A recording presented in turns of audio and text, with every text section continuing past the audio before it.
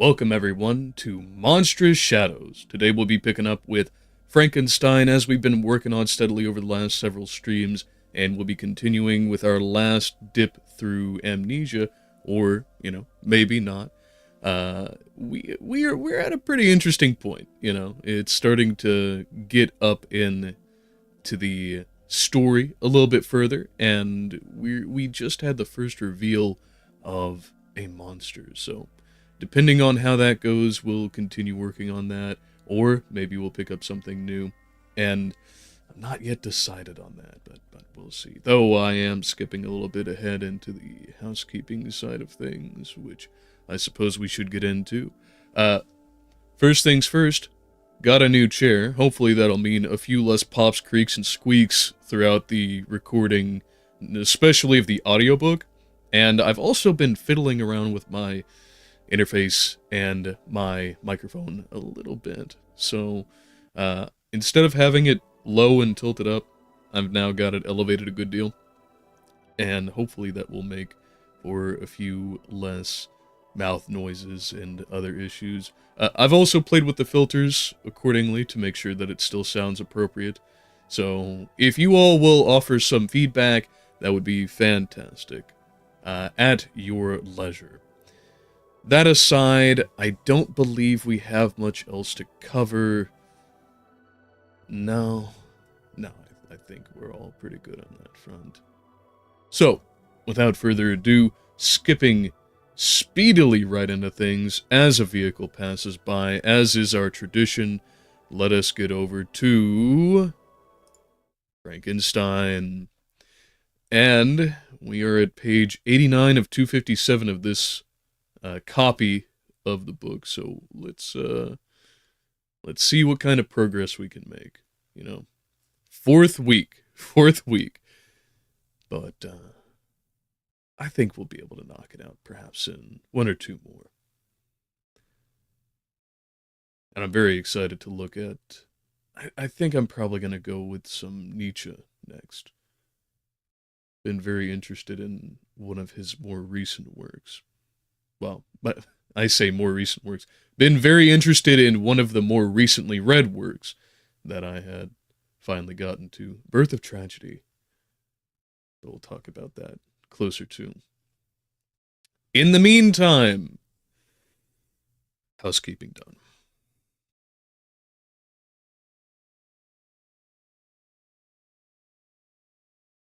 Frankenstein.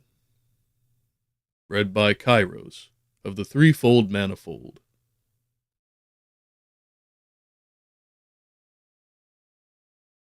Frankenstein. Starting off early with it. Frankenstein. Part 4. Read by Kairos of the Threefold Manifold. January 28th, 2025.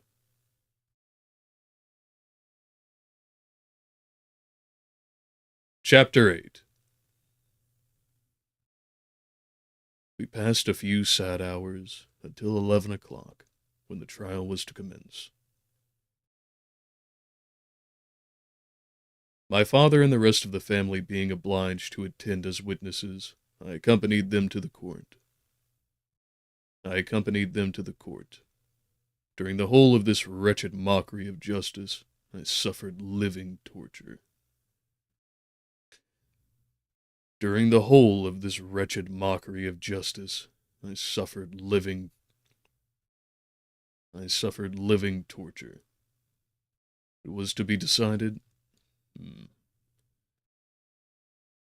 It was to be decided whether the result of my curiosity and lawless devices would cause the death of two of my fellow beings, one a smiling babe, full of innocence and joy, the other far more dreadfully murdered, with every aggravation of infamy that could make the murder memorable in horror.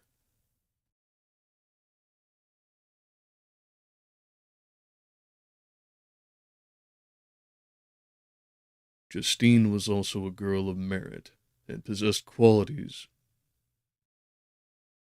Justine also was a girl of merit, and possessed qualities which promised to render her life happy. Now all was to be obliterated in an ignominious grave, and I the cause.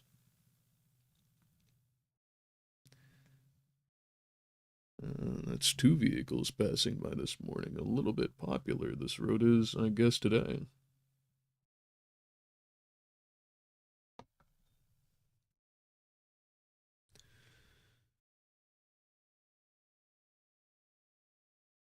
I will apologize if there's a bit of increase in the raspiness of the tone.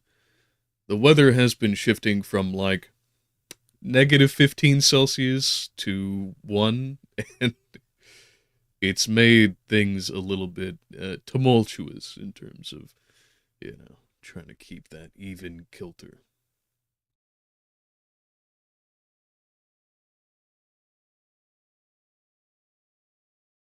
Justine also was a girl of merit and possessed qualities which promised to render her life happy. Now all was to be obliterated in an ignominious grave, and I the cause. 1,000 times rather would I have confessed myself guilty of the crime ascribed to Justine, but I was absent when it was committed, and such a declaration would have been considered as the ravings of a madman, and would not. And such a declaration would have been and such a declaration would have been considered as the ravings of a madman. It would not have been, and would not have exculpated her who suffered through me.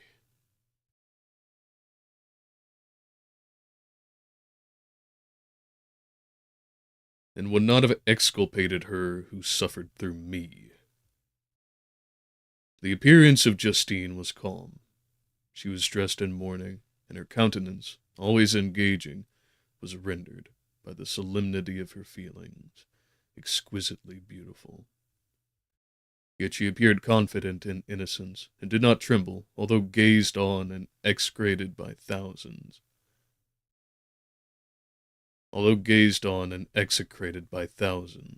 For all the kindness which her beauty might otherwise have excited was obliterated in the minds of the spectators by the committed. Was obliterated by the spectators.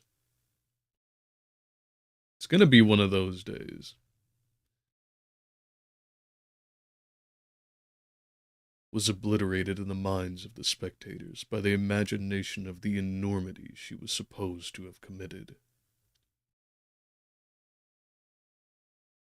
She was tranquil, yet her tranquility was evidently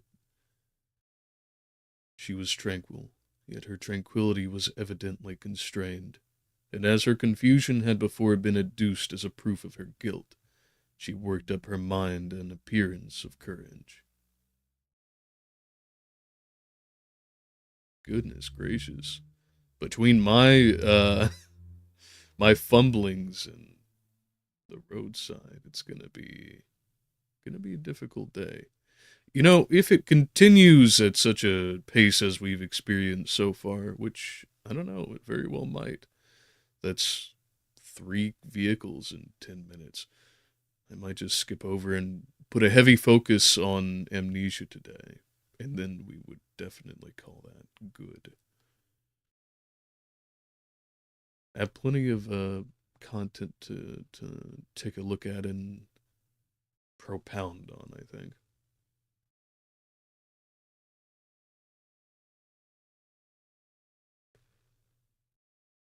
And as her confusion had before been adduced as a proof of her guilt, she worked up her mind an appearance of courage.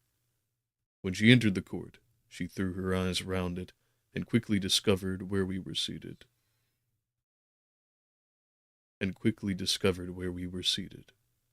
A tear seemed to dim her eye when she saw us, but she quickly recovered herself, and a look of sorrowful affection seemed to attest her utter guiltlessness. The trial began. After the advocate against her had stated the charge, several witnesses were called.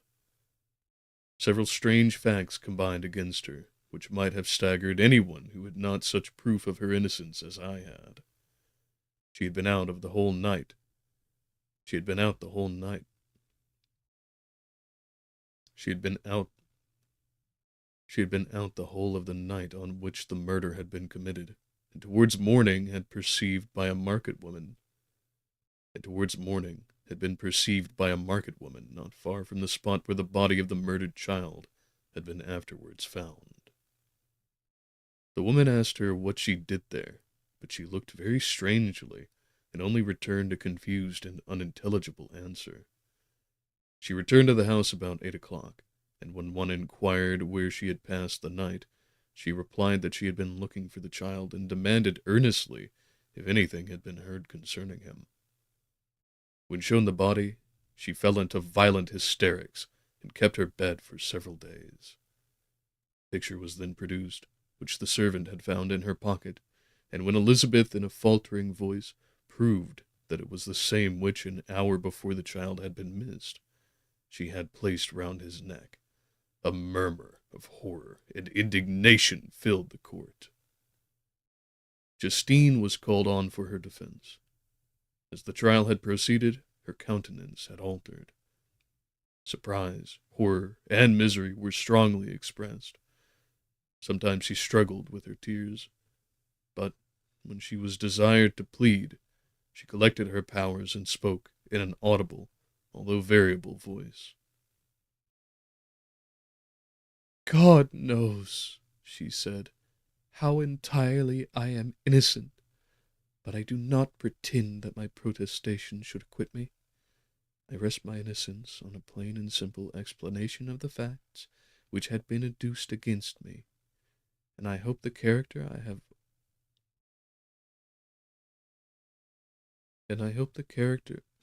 well, let's start that back over.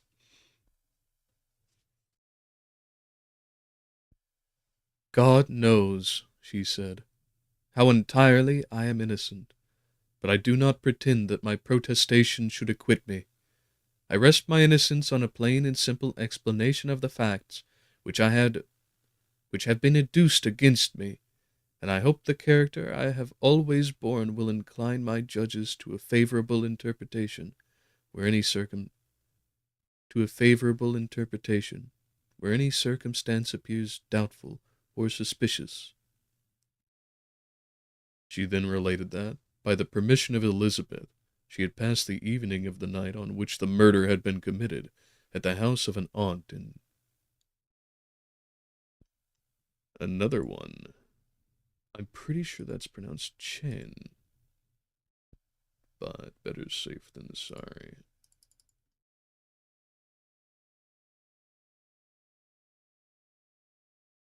Chen. I wasn't too far off. Hey, maybe we got that good guesswork back.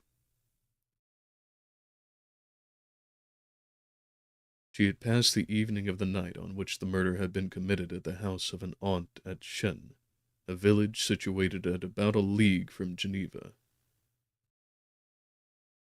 On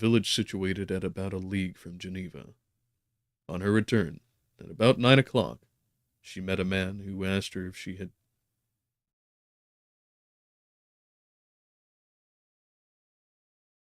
On her on her return, at about 9 o'clock, she met a man who asked her if she had seen anything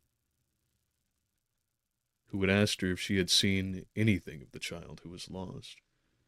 She was alarmed by this account, had passed several hours in looking for him, when the gates of Geneva were shut, and she was forced to remain several hours of the night in a barn belonging to a cottage, being unwilling to call up the inhabitants, to whom she was well known. Most of the night she spent here watching.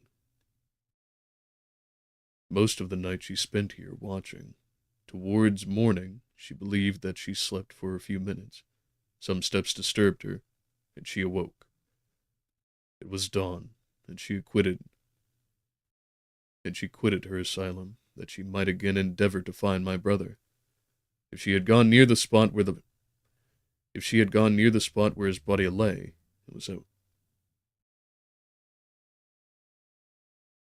it was without her knowledge.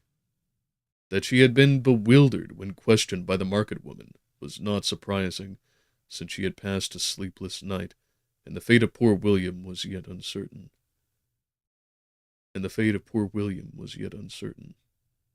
Concerning the picture, she could give no account. I know, continued the unhappy victim, how heavily and fatally this one circumstance weighs against me, but I have no power in explaining it, and when I have expressed my utter ignorance, I am only left to conjecture concerning the probabilities by which it might have been placed in my pocket. But here also I am checked. I believe that I have no enemy on earth, and none surely would have been so wicked as to destroy me wantonly. Did the murderer place it there? I know of no opportunity afforded him for doing so, or, if I had, why should he have stolen the jewel to part with it again so soon? I commit my cause to the justice of my judges, yet I see no room for hope.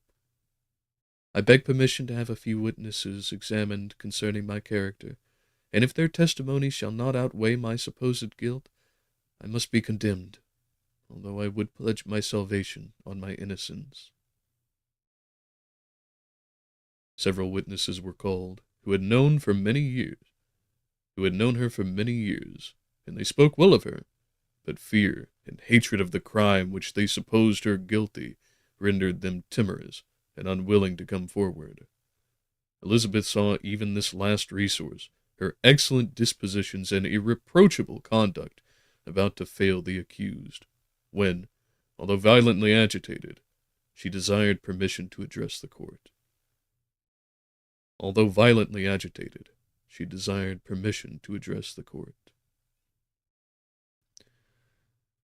I am, said she, the cousin of the unhappy child who was murdered, or rather his sister, for I was educated by and have lived with his parents ever since and even long before his birth. It may therefore be judged indecent in me to come forward on this occasion, but when I see a fellow creature about to perish through the cowardice of her pretended friends, I wish to be allowed to speak, that I may say what I know of her character. I am well acquainted with the accused.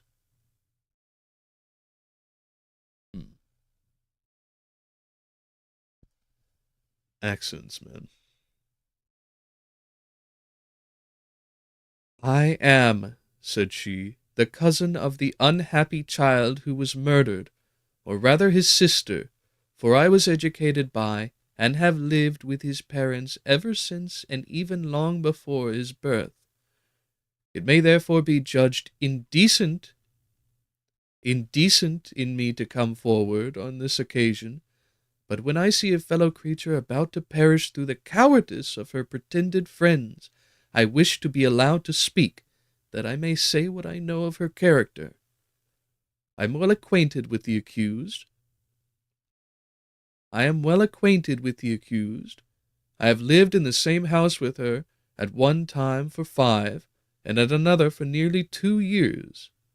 During all that period, she appeared to me the most amiable and benevolent of human creatures. She nursed Madame Frankenstein, my aunt, in her last illness, with the greatest affection and care, and afterwards attended her own mother during a tedious illness, in a manner that excited the admiration of all who knew her. After which she again lived in my uncle's house, where she was beloved by all the family. She was warmly attached to the child who is now dead, and acted towards him like a most affectionate mother. For my own part, I do not hesitate to say that notwithstanding all the evidence produced against her, I believe and rely on her perfect innocence. She had no temptation for such an action as to the bauble on which the chief proof rests.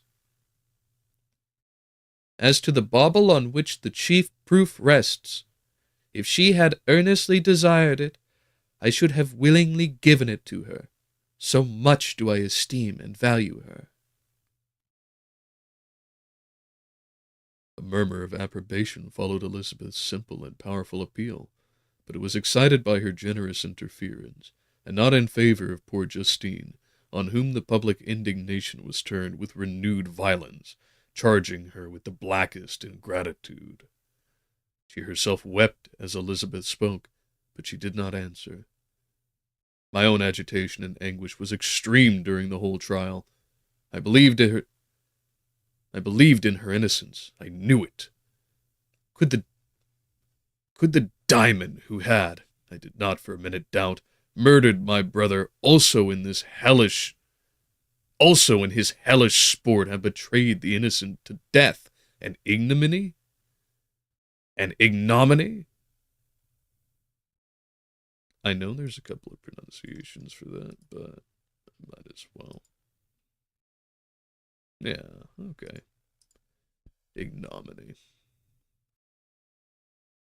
And ignominy?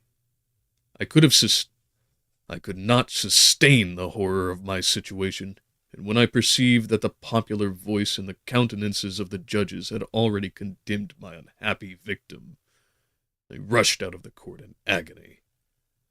The tortures of the accused did not equal mine.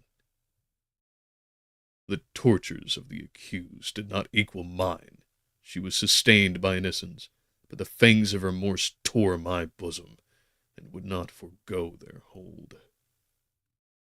I passed a night of unmingled wretchedness. In the morning, I went to the court. My lips and throat were parched. I dared not ask the fatal question, but I was known, and the officer guessed the cause of my visit. The ballots had been thrown.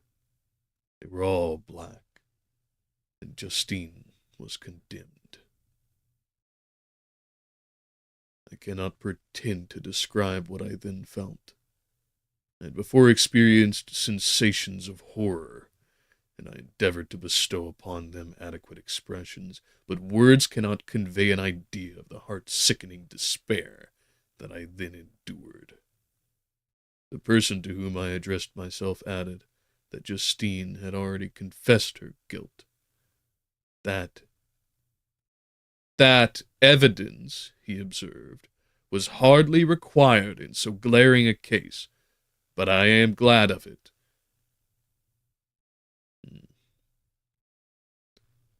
That evidence, he observed, was hardly required in so glaring a case, but I am glad of it, and indeed none of our judges like to condemn a criminal upon circumstantial evidence, be it ever so decisive. This was strange and unexpected intelligence. What could it mean? Had my eyes deceived me? And was I really as mad as the whole world would believe me to be, if I disclosed the object of my suspicions? I hastened to return home, and Elizabeth eagerly demanded the result. "My cousin," replied I. "My cousin," replied I. "It is decided as you may have expected. All judges had rather that 10 innocent should suffer than that one guilty should escape. But she has confessed.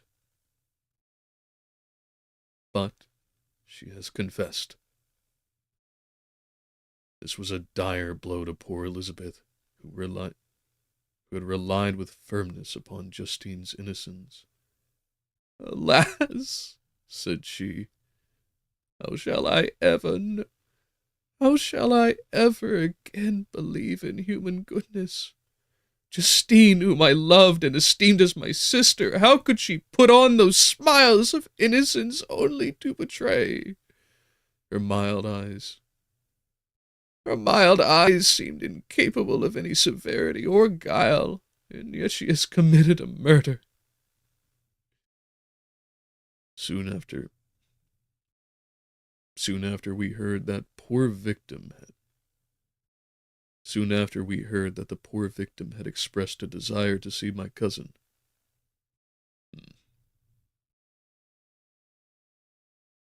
Soon after, we heard that the poor victim had expressed a desire to see my cousin. My father wished her not to go, but said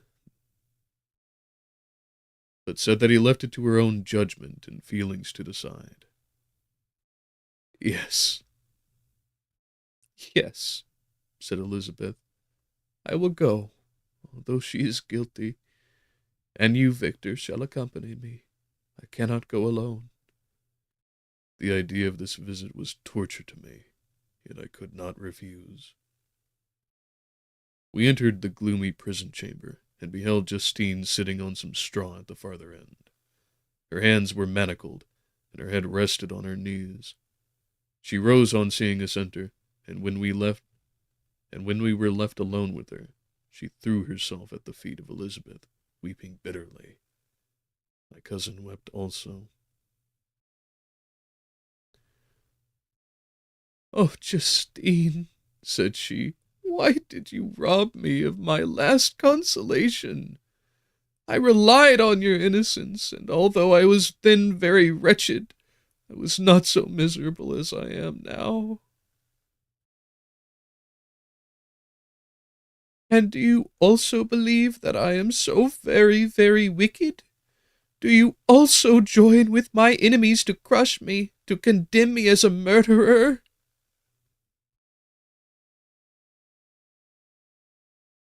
"To condemn me as a murderer!" Her voice was suffocated with sobs. "Rise, my poor girl," said Elizabeth. "Why do you kneel if you are innocent? I am not one of your enemies. I believed you guiltless, notwithstanding every evidence, until I heard that you had yourself declared your guilt. That report you say is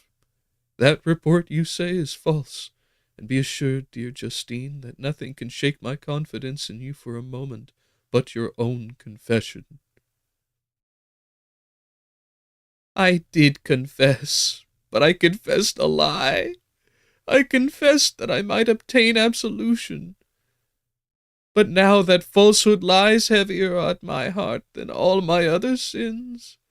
The God of heaven forgive me! Ever since I was condemned, my confessor has besieged me. He threatened and menaced. Let's try that again. "And do you believe that I am so very, very wicked? Do you also join with my enemies to crush me, to condemn me as a murderer?" Her voice was suffocated with sobs.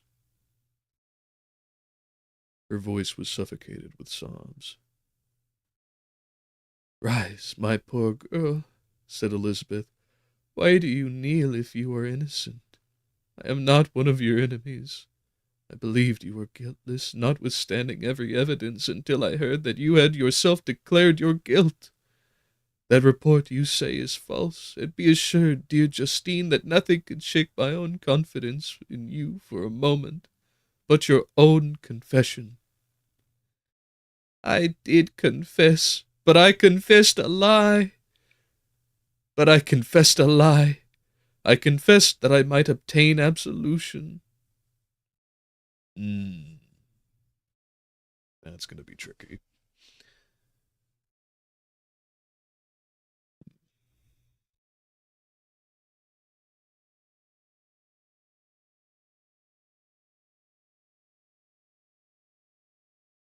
"I did confess, but I confessed a lie.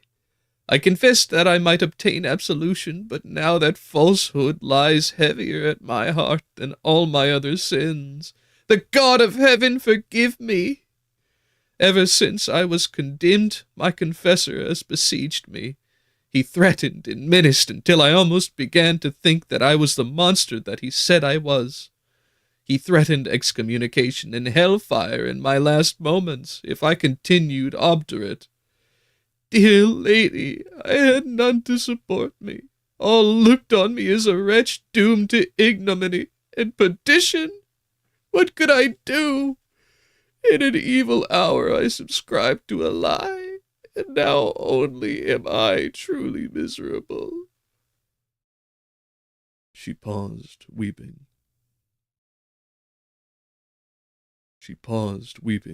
And then continued. "I thought with horror, my sweet lady, that you should believe your Justine, whom your blessed aunt had so highly honored, and whom you loved, was a creature capable of a crime which none but the devil himself could have perpetrated. Dear William, dearest blessed child, I shall soon see you again in heaven, where we shall all be happy, and that consoles me, going as I am to suffer ignominy and death. Oh, Justine, forgive me for having for one moment distrusted you. Why did you confess? But do not mourn, dear girl, do not fear. I will prove your innocence. I will melt the stony hearts of your enemies by tears and prayers. You shall not die. You, my playfellow, my companion, my sister, perish on the scaffold. No, no, I never could survive so horrible a misfortune. No, no, I never could survive so horrible a misfortune." Justine shook her head mournfully. I do now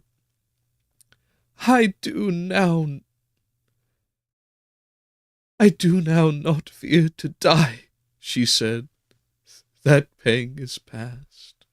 God raises my weakness and gives me courage to endure the worst. I leave a sad and bitter world, and if you remember me and think of me as one unjustly condemned, I am resigned to the fate awaiting me. Learn from me, dear lady, to submit in patience to the will of heaven.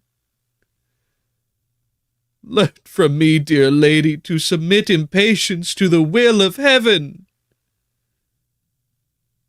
During this conversation, I had retired to a corner of the prison room, where I could conceal the horrid anguish that possessed me.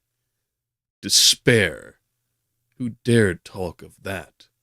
The poor victim, who on the morrow was to pass the awful boundary between life and death, felt not, as I did, such deep and bitter agony.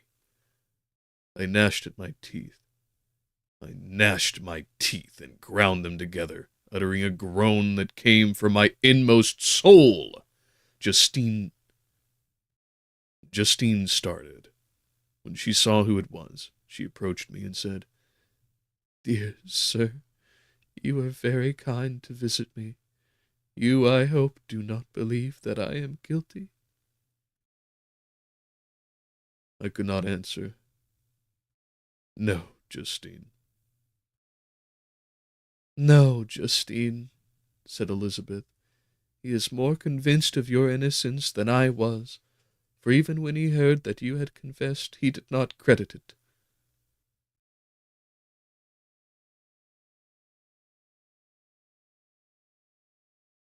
"I truly thank him. In these last moments I feel the sincerest gratitude towards those who think of me with kindness. How sweet is the affection of others to such a wretch as I am!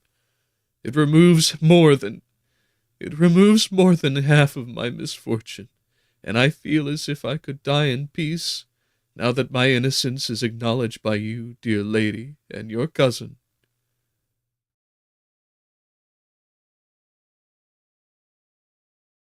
"Now that my innocence is acknowledged by you, dear lady, and your cousin." Thus the poor sufferer tried to comfort others and herself.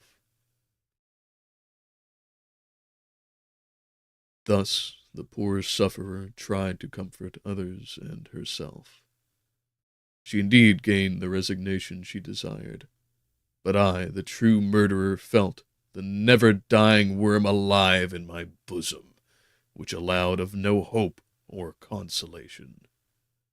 Elizabeth Elizabeth also wept and was unhappy, but hers also was the misery of innocence, which, like a cloud that passes over the fair moon, for a while hides, but cannot tarnish its brightness. Anguish and, dis- Anguish and despair had penetrated into the core of my heart. I bore a hell within me which nothing could extinguish. We stayed several hours with Justine.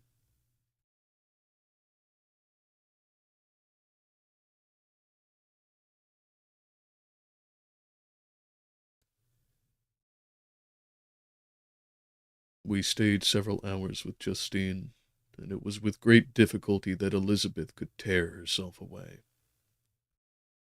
I wish, cried she, that I were there to die with you. I cannot live in this world of misery. Justine assumed an air of cheerfulness, while she with difficulty repressed her bitter tears. She embraced Elizabeth, and said in a voice of half-suppressed emotion, Farewell, sweet lady, dearest Elizabeth, my beloved and only friend. May heaven in its bounty bless and preserve you. May this be the last misfortune that you will ever suffer. Live and be happy, and make others so. And on the morrow, Justine died. Elizabeth's heart-rending eloquence failed to move the judges from their settled conviction in the criminality of the saintly sufferer. My passionate and indignant appeals were lost upon them, and when I received their cold answers, and heard the harsh unfeeling reasoning of these men, my purposed avowal died away on my lips. Thus I might proclaim myself a madman, but not revoke the sentence passed upon my wretched victim.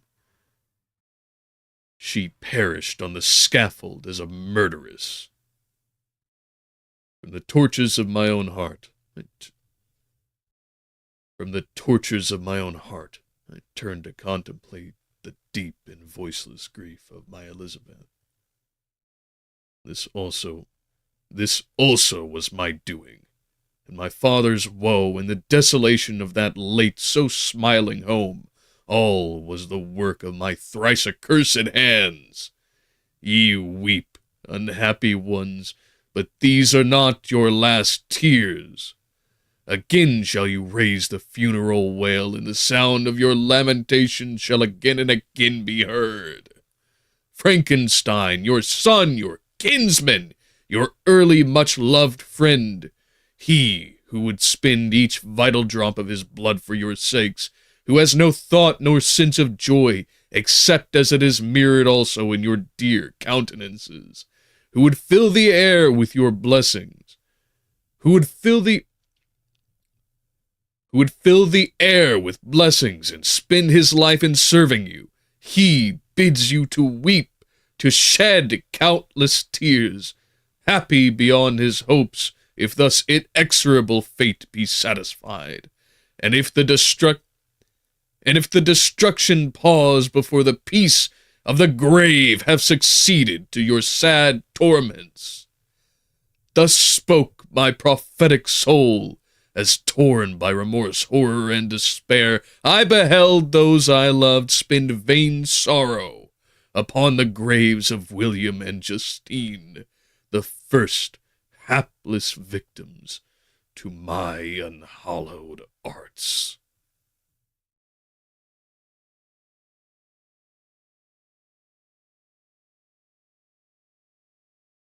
All right, so let's check the chat right quick. No, Ishan, it looks like you're the very first to comment, or rather chat here today. Welcome, welcome. I hope that what you did observe, and hopefully what you will observe, you enjoyed. But Mm. Chapter 8 was quite something. So let's get to the recap.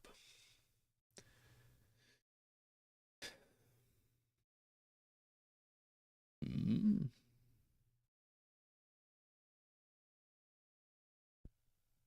Okay. Chapter 8. Chapter 8 contains the finality of Justine. She who had just been accused so thoroughly, with so much circumstantial evidence that could weave a story together of her guilt.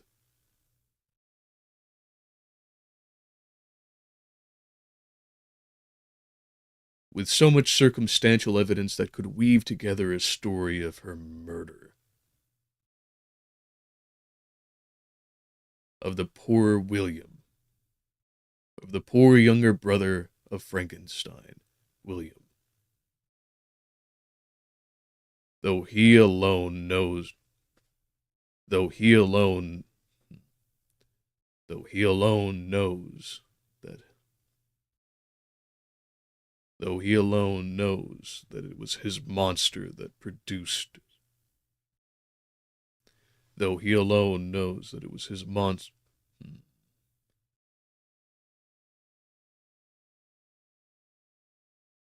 though he alone knows it was his monster who rendered such, though he alone knows that it was his monster who rendered such malice.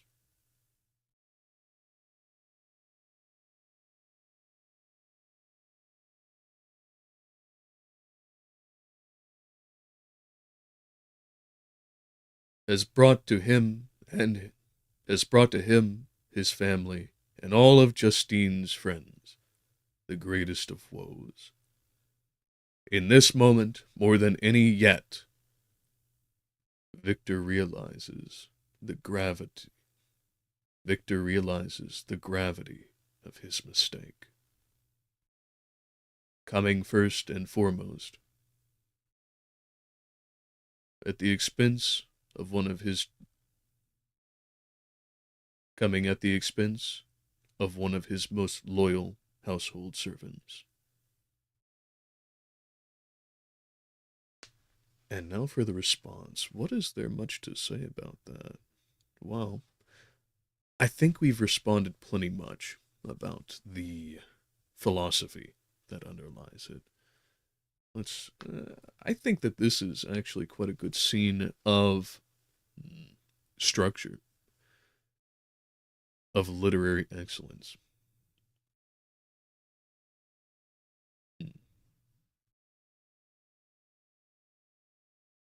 Chapter 8 demonstrates how best. Chapter 8 demonstrates one of the many ways to convey in this reflective kind of mode, as has been adopted throughout the chapters thus far, a real sense of internalistic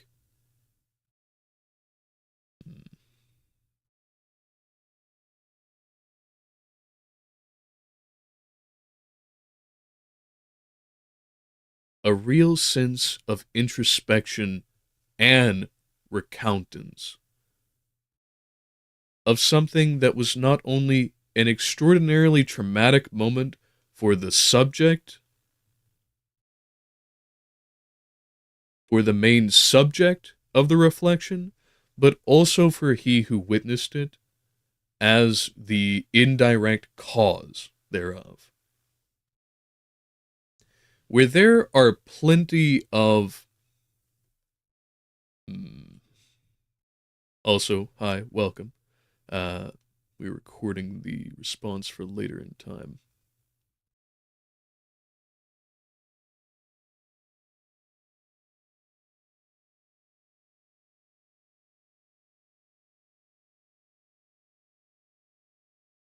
Where many stories are from the perspective immediately in the circumstance, a first person account of everything that's happening. In the vein of this storytelling happening in a meta sense, as these are not even the direct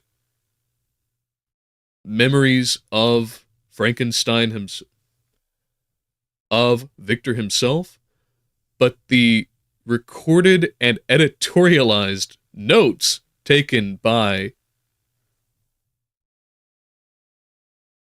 the Arctic explorer on his way to Archangel, on his way to Archangel, far north, one of the far north places. Man, how do I phrase that best?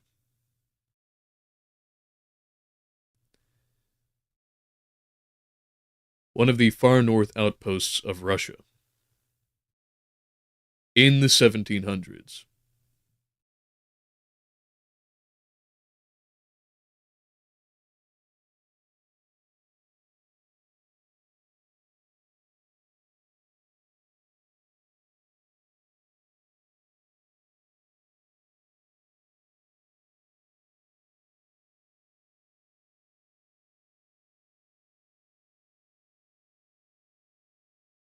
It has laminated together not only the original thoughts of Victor himself, but then his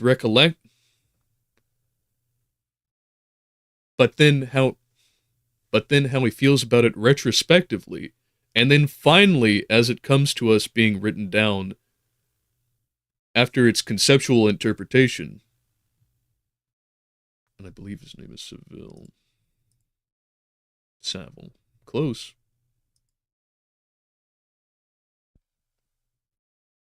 But then through the conception of Mr. Saville, and then finally being looked at again by Victor to correct.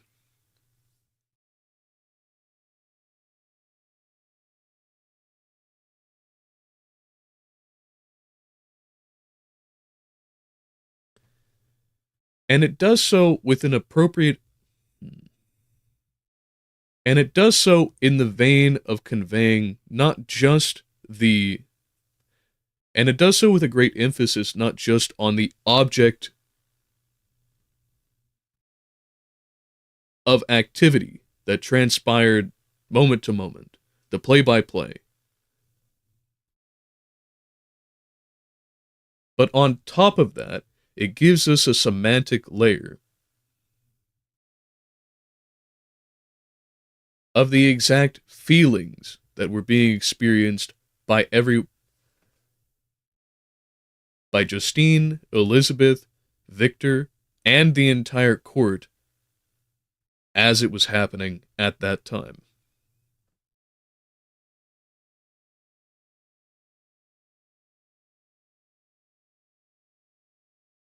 While it could naturally be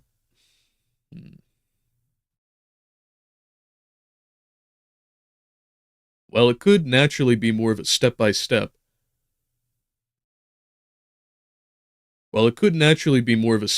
description, this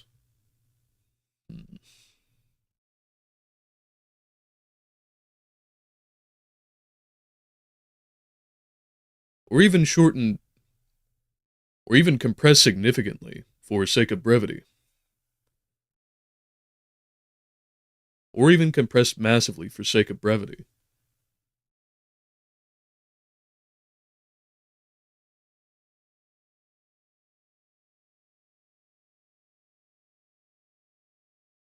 This chapter serves as more of a milestone and marker.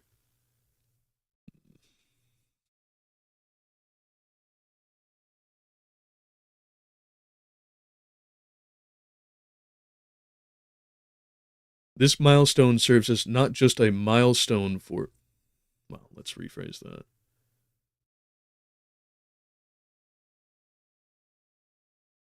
This chapter is not just a milestone, but also a marker for all of the other characters. This chapter is not just a milestone for Victor, but also a marker for all of the other characters and where they stood at this point in the progression.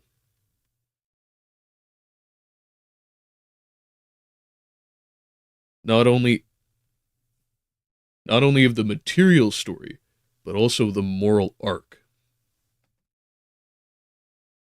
Okay. Now I think we've got that down.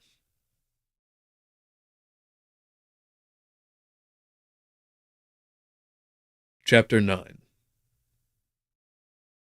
Nothing is more painful to the human mind than, after the feelings have been worked up by a quick succession of events, the dead calmness of inaction and certainty which follows, and deprives the soul both of hope and fear.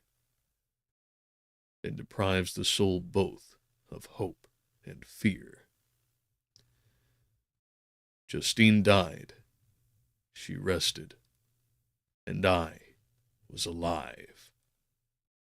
The blood flowed freely in my veins, but a weight of despair and remorse pressed on my heart, which nothing could remove. Sleep fled from my eyes. I wandered like an evil spirit, for I had committed deeds of mischief beyond description horrible, and much more, I persuaded myself, was yet behind.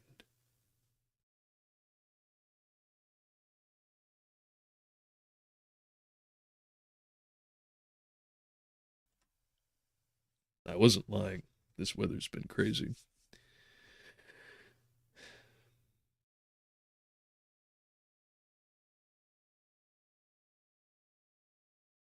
And okay. Yet my heart overflowed with kindness and the love of virtue, and begun life with benevolent intentions, and thirsted for the moment when I should put them in practice and make myself useful to my fellow beings. Now all was blasted, instead of that serenity of consciousness which allowed me to look back upon the past with self-satisfaction, and from thence to gather promise of new hopes. I was seized by remorse and the sense of guilt, which hurried me away to a hell of intense tortures, such as no language can describe. This state of mind preyed upon my health, which had perhaps never entirely recovered from the first shock it had sustained. I shunned the face of man. All sound of joy or complacency was torture to me. Solitude was my only consolation. Deep, dark, death-like solitude.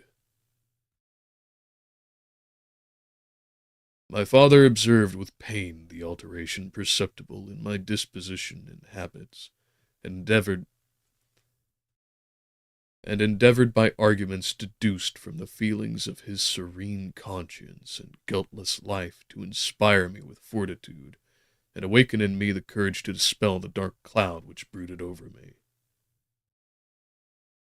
"Do you think, Victor," said he, "that I do not suffer also? Do you think, Victor," said he, "that I do not suffer also? No one could love a child more than I beloved. No one could love a child more than I loved your brother." Tears came into his eyes as he spoke. "But it is not a duty of the But is it not a duty the survivors, if I could read, but is it not a duty to the survivors that we should refrain from augmenting their unhappiness by an appearance of immoderate grief? It is also a duty owed to yourself, for excessive sorrow prevents improvement or enjoyment, or even the discharge of daily usefulness, without which no man is fit for society. This advice, although good, was totally inapplicable to my case. I should have been the first to hide my grief and console my friends, if remorse had not mingled its bitterness and terror, its alarm, with my other sensations. Now I could only answer my father with a look of despair, and endeavor to hide myself from his view.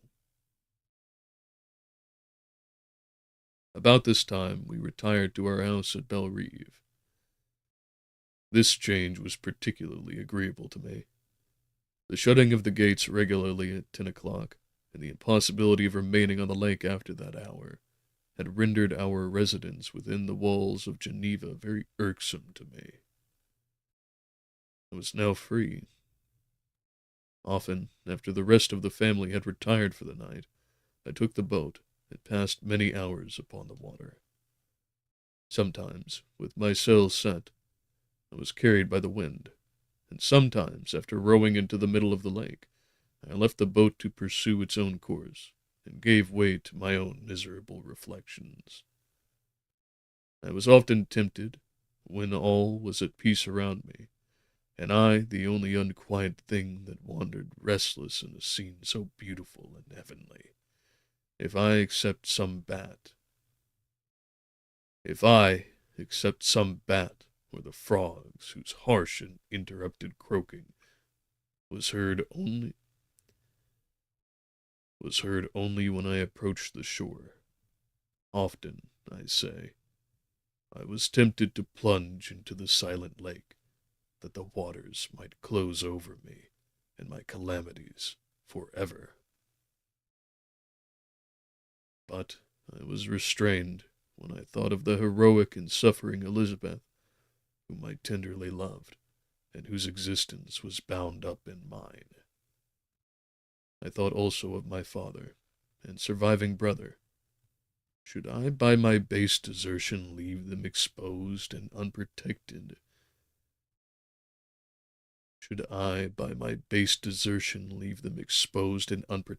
To the malice of the fiend whom I had let loose among them?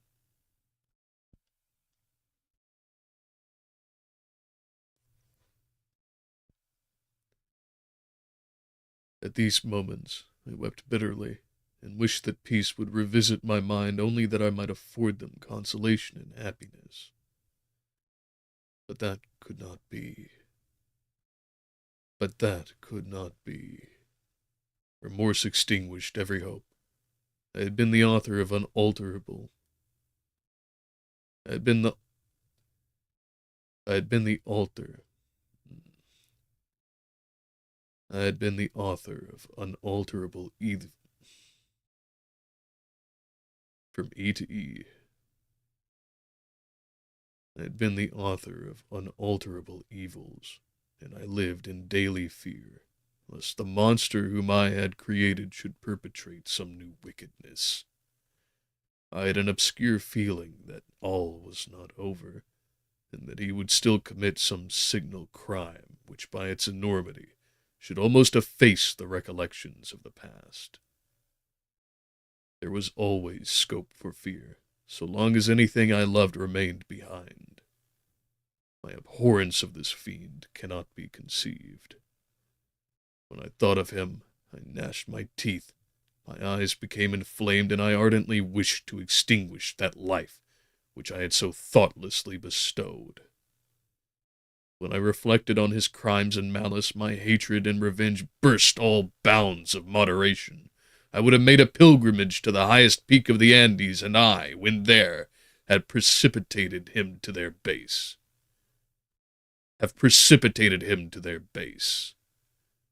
I wish to see him again, that I might wreak the utmost extent of abhorrence on his head, and avenge the deaths of William and Justine. Our house was the house of mourning. My father's health was deeply shaken by the horror of the recent events. Elizabeth, was sad and desponding. She no longer took delight in her ordinary occupations. And another car passes by.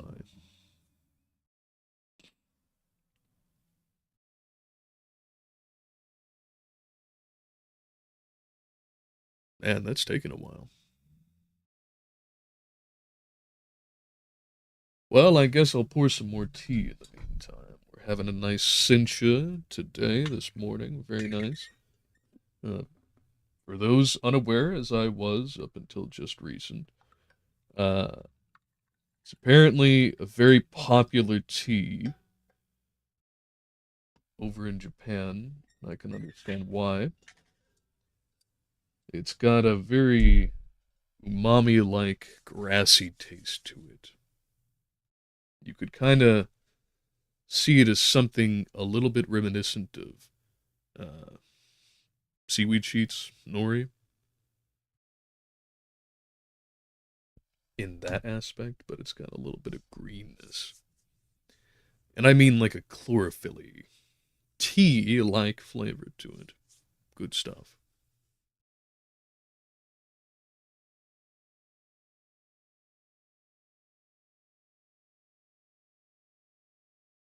Now, where were we? She no longer took delight in her ordinary occupations. All pleasure seemed her sacrilege toward the dead. Eternal woe and tears, she then thought, was the just tribute she would pay to innocence so blasted and destroyed. She was no longer that happy creature who in earlier youth wandered with me on the bank. She was no longer that happy creature who in earlier youth wandered with me on the banks of the lake, and talked with ecstasy of our future prospects. The first of those sorrows which are sent to wean us from the earth had visited her, and its dimming influence quenched her dearest smiles. When I reflect, my dear cousin, said she, on the miserable death of Justine Moritz, I no longer see the world and its works as they appeared before to me.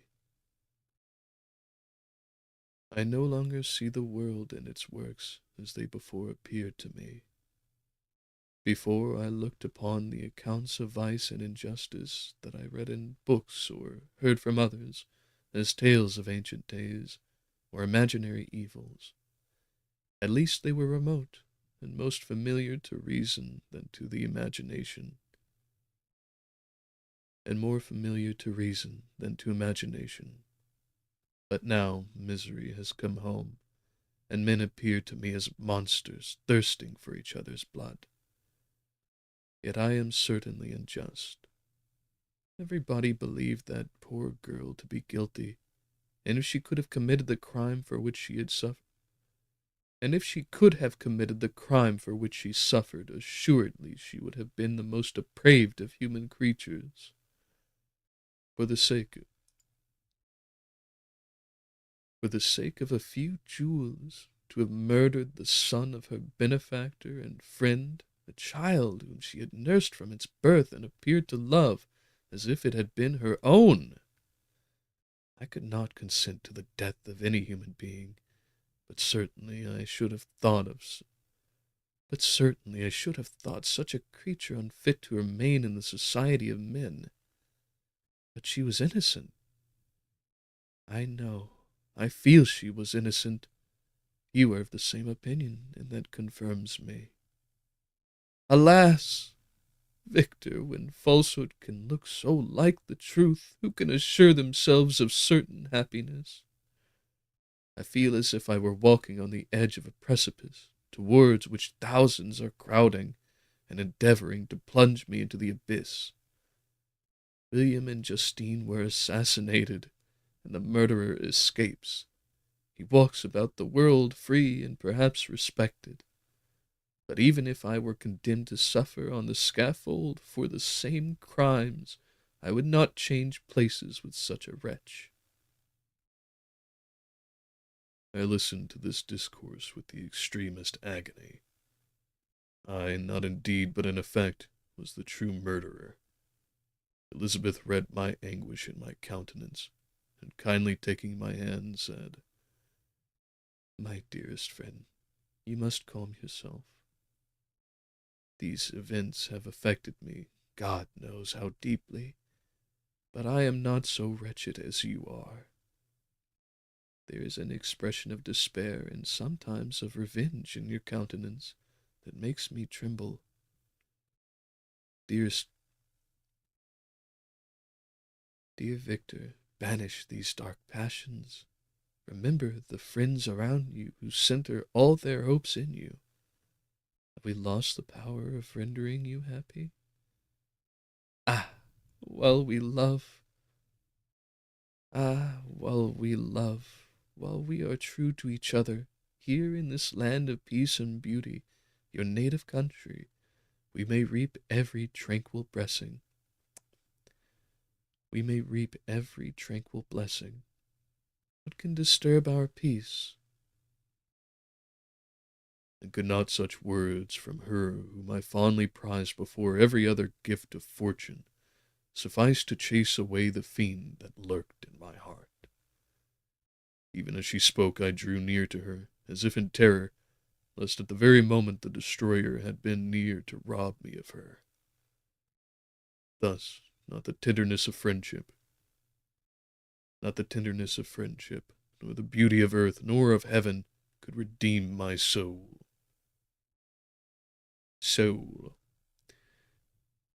Could redeem my soul from woe. The very accents of love were ineffectual. I was encompassed by a cloud which no beneficial influence could penetrate. The wounded deer dragging its faint limbs to some untrodden brake, there to gaze upon the arrow which had pierced it, and to die, was but a type of me. Sometimes I could cope with the sullen despair that overwhelmed me, but sometimes the whirlwind of passions of my soul drove me to seek, by bodily exercise and by change of place, some relief from my intolerable sensations. It was during an access of this kind that I suddenly left my home and, bending my steps towards the near alpine valleys, sought in the magnificence, the eternity of such scenes, to forget myself in my ephemeral, because human, sorrows. My wanderings. Glad I took a fumble there. Gives me time to look up that pronunciation.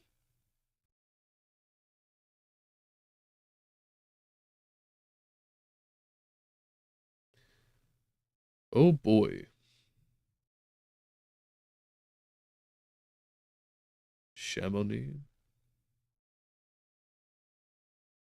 Oh, I see it's apparently changed names between the time of this writing and now. Intriguing. I do see chats in the sidebar. I will get to those as soon as we have finished with this chapter and before we get to the recap and response. In the meantime, good to see you, nobody. Glad to have your company. I'm sure we'll have much interesting subject material to discuss. But where were we? Yes. My wanderings were directed towards the valley of Chamonix. Let's take a look at that again. That sounds wrong, but it feels right, if you know what I'm saying.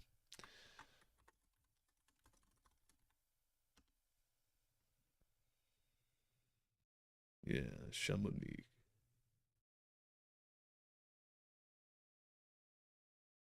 Chamonix. Okay.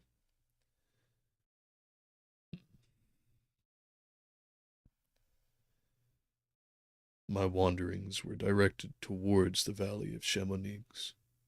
I had visited it, I had visited it frequently during my boyhood. 6 years had passed since then.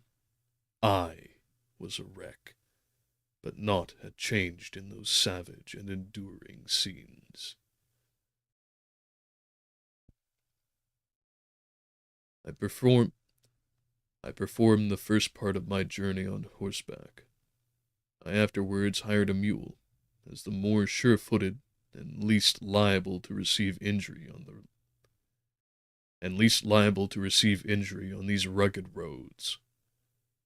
The weather was fine, but it was about the middle of the month of August, nearly 2 months after the death of Justine, that miserable epoch from which I dated all my woe. The weight upon my spirits was sensibly lightened as I plunged yet deeper in the ravine of Arve. The immense mountains and precipices that overhung me on every side, the sound of the river raging among the rocks, and the dashing of the waterfalls around, spoke of a mighty presence, spoke of a power mighty as omnipotence, and I ceased spoke of a power mighty as omnipotence, and I ceased to fear, or to bend before any being less almighty than that which had created and ruled the elements, here displayed in their most terrific guise. Still, as I ascended higher, the valley assumed a more magnificent and astonishing character. Ruined castles hanging on the precipices of piny mountains, the impetuous Arve, the co- the impetuous Arve, the cottages every here and there peeping the cottages every here and there peeping forth among the trees formed a scene of singular beauty. But it was augmented and rendered sublime by the mighty Alps, whose white and shining pyramids and domes towered above all, as belonging to another earth, the habitations of another race of beings.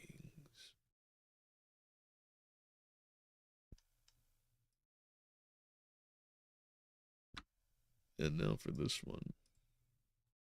Elassier. Okay.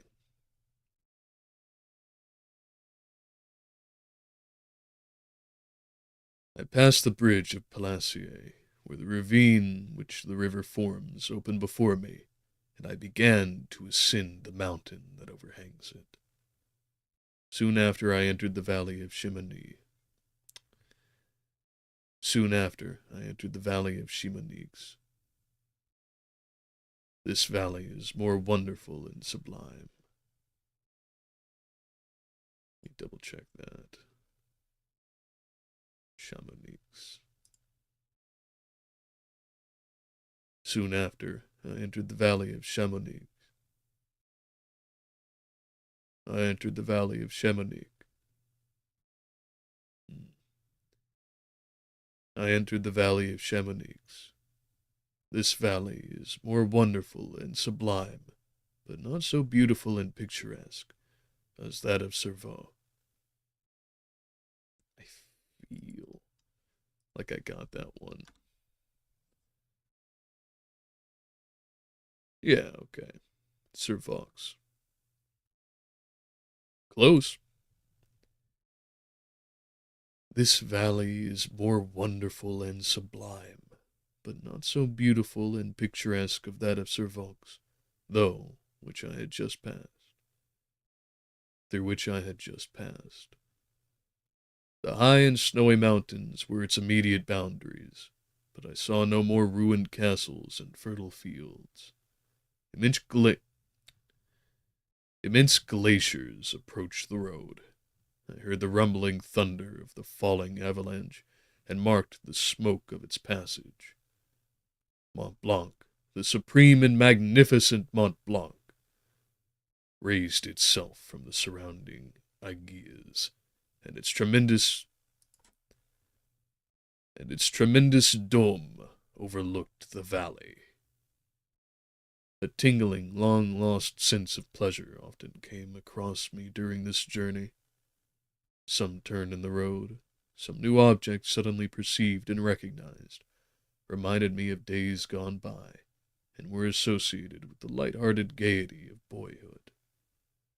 The very winds whispered in soothing accents, and maternal nature bade me weep no more. Then again the kindly influence ceased to act. I found myself fettered again to grief and indulging in all the misery of reflection.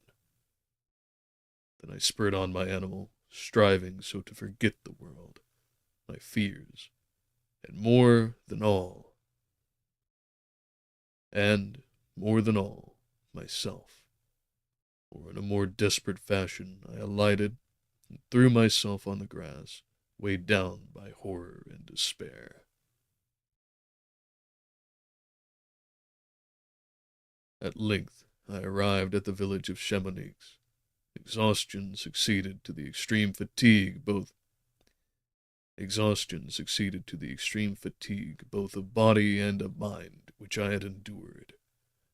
For a short space of time I remained at the window.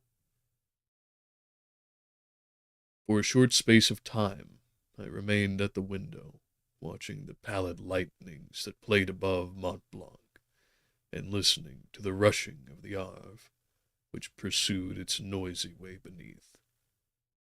The same lulling sounds acted as a lullaby to my too keen sensations. When I placed my head upon my pillow,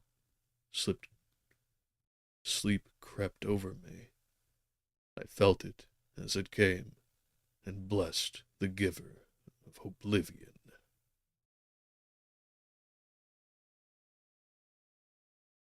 All right. Now let's take a look here. Nobody says, ahoy, apologies for my lack of engagement these past few weeks. Between work, medical issues, and general exhaustion, I've had little time for social media at all. Hey, I get it. Like we have been doing recently, it's been an A-B schedule for the stream itself. So, one on, one off, one on, one off, week-wise. And I had to take last week off because it was simply too cold. You know, lines freezing over, ice coming down. We all have our things that keep us doing what we're doing or away from what we wish. But on the side of, personal fortunes and circumstances, um, I do hope that the things that you or your loved ones have been dealing with are rendered a little bit better. Hopefully, maybe at some point resolved here in the near future. Um, and genuinely, I wish you the double best.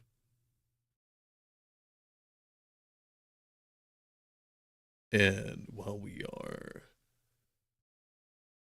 thinking about that, keeping an eye on the chat, I think we'll do the recap. So, Chapter 9. Chapter 9. I would suspect more than anything that it's just a real desire for the little death.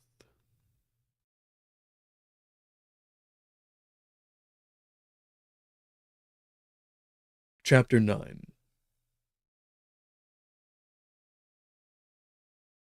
Chapter 9 fulfills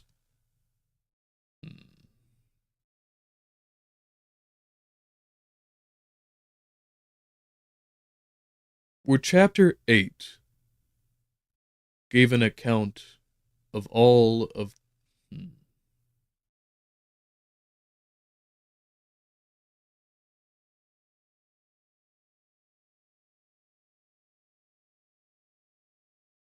while Chapter 8 provided the blow, how Justine Morit's death affected everyone from Victor's perspective. Chapter 9 shows the hurt. Chapter 9 shows the hurt. All of the pain precipitated down from Justine's execution.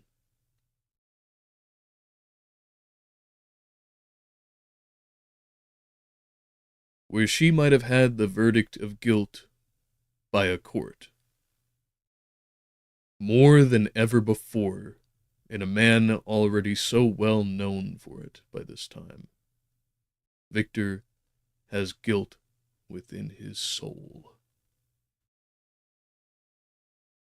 He can scarcely look upon, just as he is. He can scarcely look upon, just as Elizabeth has found herself, and her father too. And his father too. Much of any of regular life, with even an iota of happiness, contentedness, or pleasure.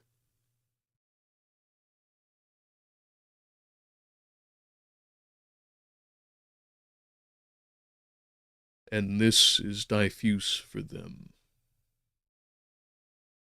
And in them this is diffuse.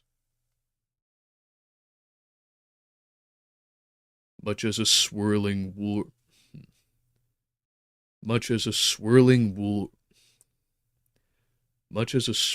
whirlpool, Victor is the absolute center around which this rotates.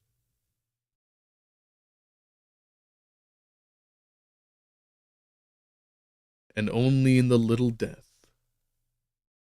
the small suicides of absolute forgetfulness, traversing through the mountainous regions of Geneva, does he again find any peace.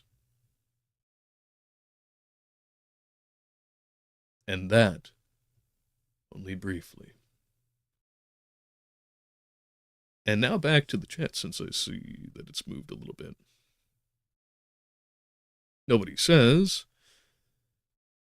half the staff I manage at this new job decided to pull a Gen Z resignation, and we were short-staffed because of it. On top of that, my aunt suffered a stroke last week, so I've been dealing with that. Difficult, and very difficult. Run around, too. Navigating the U.S. healthcare system is a grand exercise in madness for madness' sake. Yeah. Well, hey, not to comment too heavily on recent, events in politics, but you're not the only one that feels that way, my friend. Not the only one, evidently. Yes. As one of these fellow Gen Zs by only a smidgen, I understand exactly what you mean. It's a lot of my peers have done the exact same thing. In my experiences, both at the places I've worked and just by way of friends and associates and acquaintances. Yeah, I'm sorry to hear that. I really am.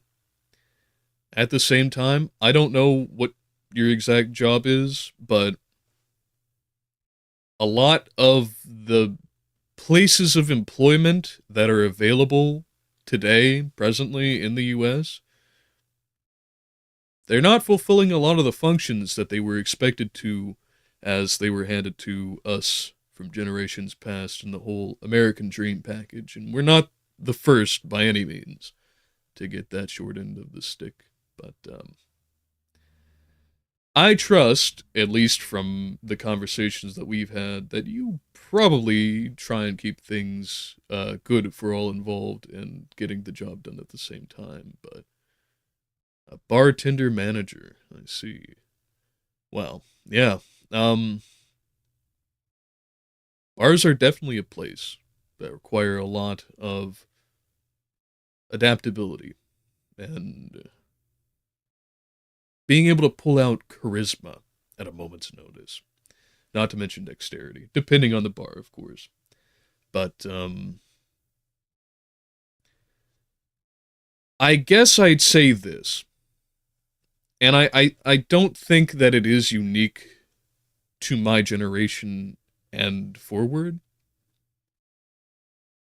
that we just get up and walk off like that.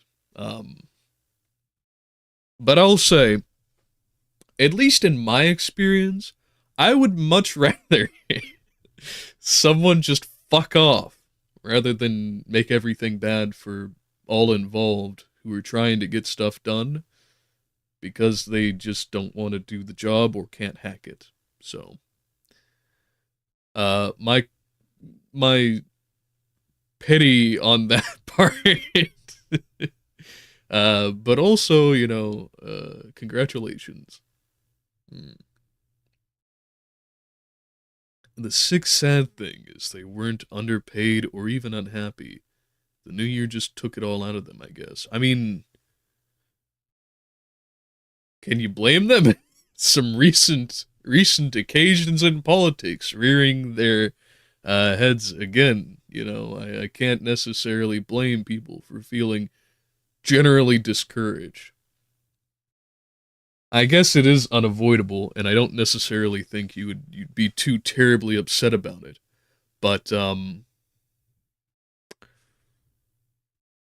I think I think now that there is an overwhelming ability to access information, and not just in the educational sense, but in the strictly social sense as well.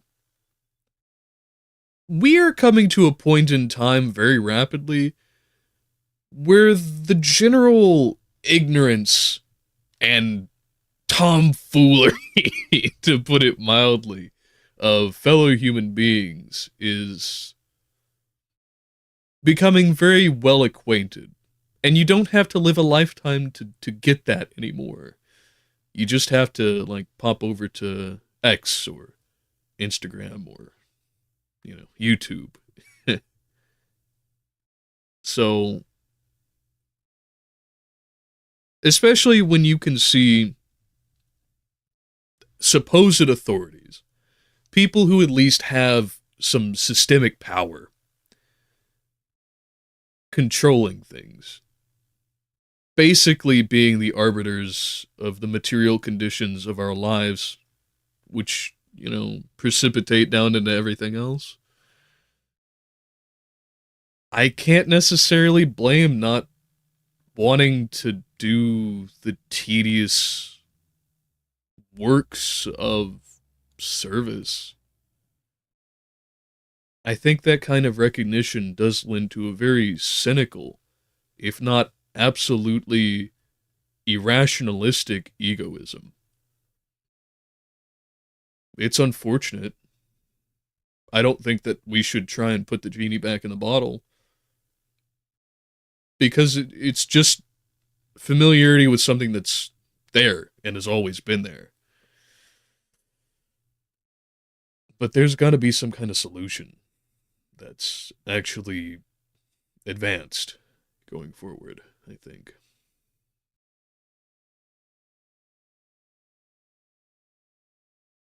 I know I've got mine, but I'd be curious to see what yours would be.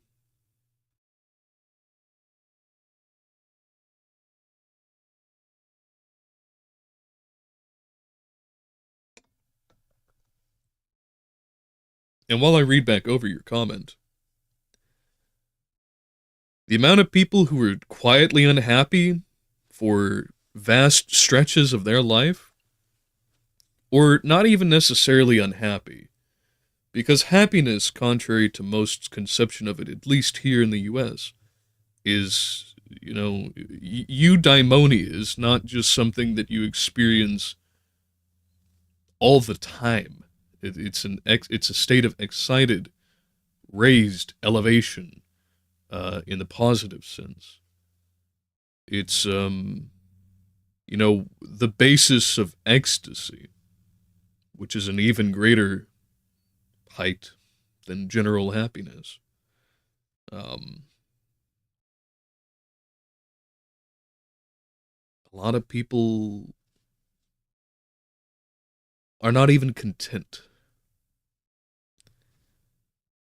I think the term malcontent is a genuine one that really needs to see a resurgence, free from its connotations of simply being, a synonym for ne'er do well or asshole or um, slacker.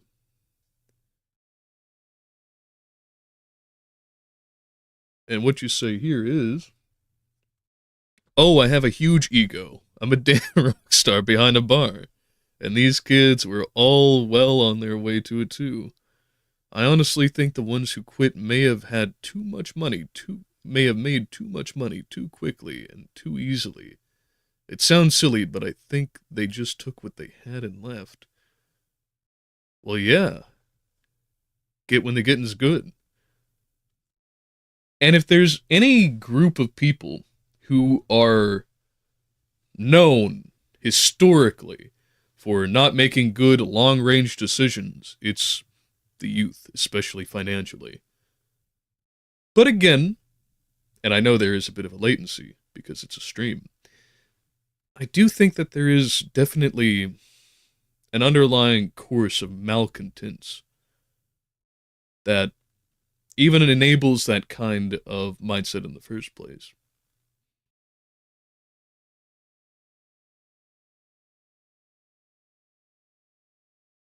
And because they got so used to making it quickly, they reckon they can kick back for a few months. 20 somethings. Yeah, no surprise there. Um, I, because I never had the fortune to be able to afford, just kicking back, never did anything quite that foolish, but, yeah, yeah, I could certainly see that happening. And I certainly have in my brother's friend group whenever he was going through his, just rocking up on 20 himself. He never did it because of course, being in a similar situation to me, but just giving up and walking off. Seen it quite a few times by osmosis.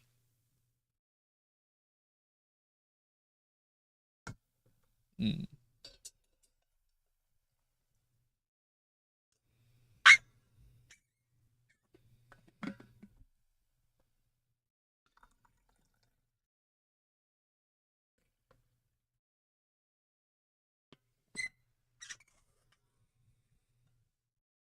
Don't worry, that's not me murdering a small bird, though I realize at this point might have sounded like it.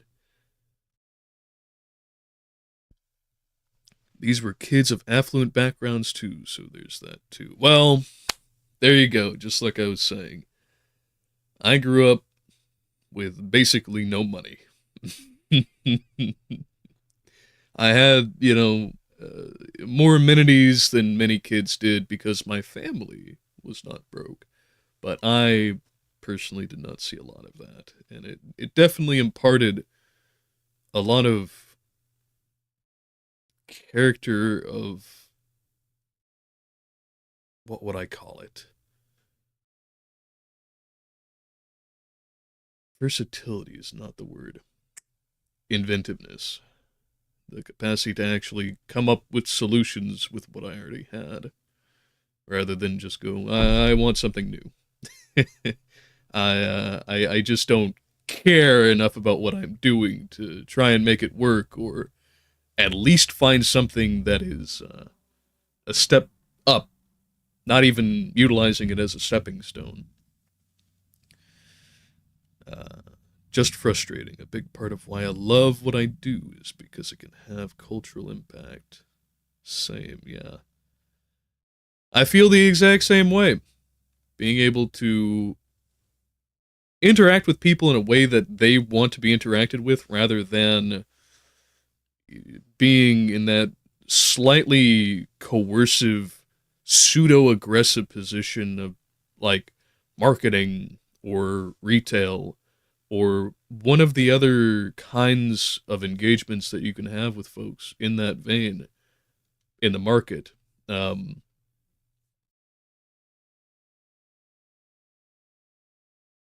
and I know I do speak from the position of an extremely small YouTuber, but even here, being able to genuinely shape conversations and participate in them in a way that, at least hopefully, more than just you and I find worthy of the time.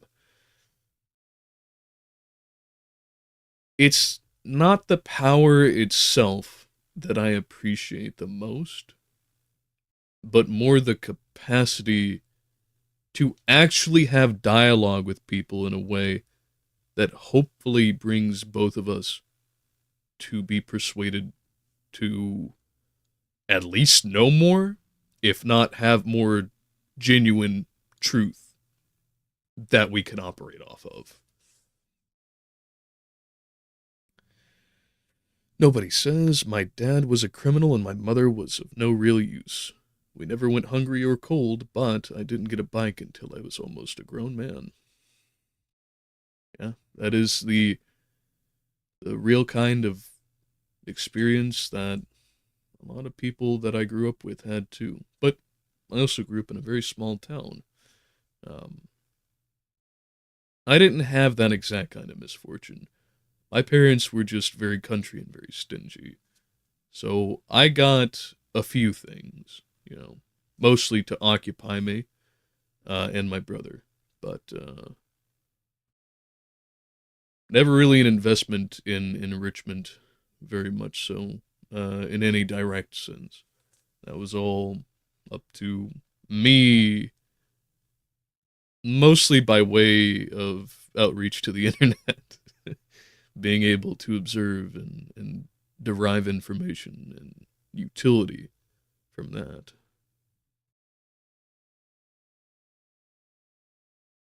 Not a lot of outdoors stuff, unfortunately.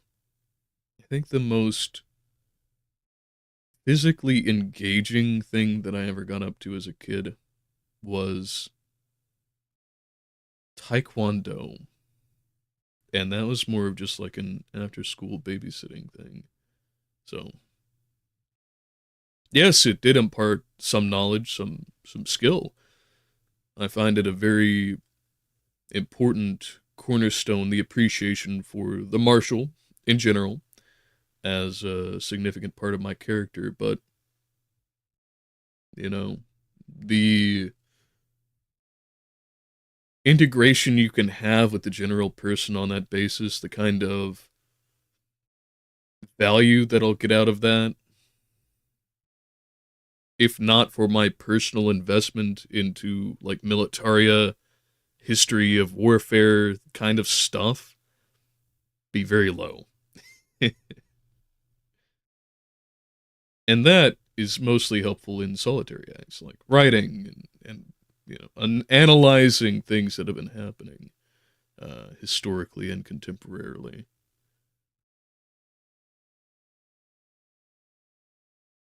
One of my favorite things about what I do is that by sitting at my bar and interacting with me, I'm making you smarter and killing your brain cells at the same time. So says nobody. That is quite the humorous juxtaposition, isn't it? It's the true dialectic, if you will.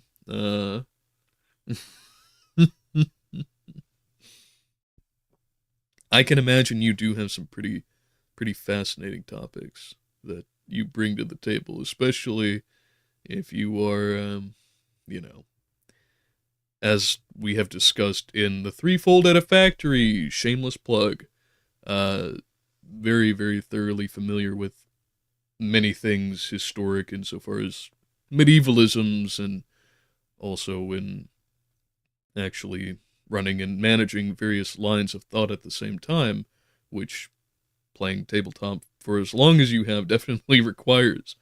Um, there is a lot of valuable conversation that people have had with you.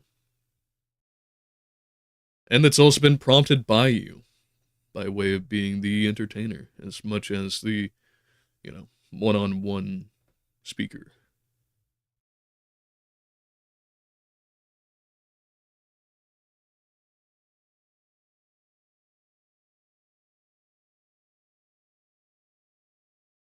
But before I get too caught up in conversation, we'll at least get the response to Chapter 9.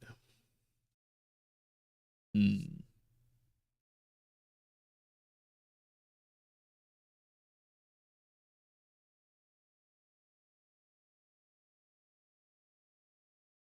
Frankly, I don't know if there's that much to say that's terribly different. I think the recap might have covered it in its entirety, because it is structurally about the same as Chapter 7. Hmm.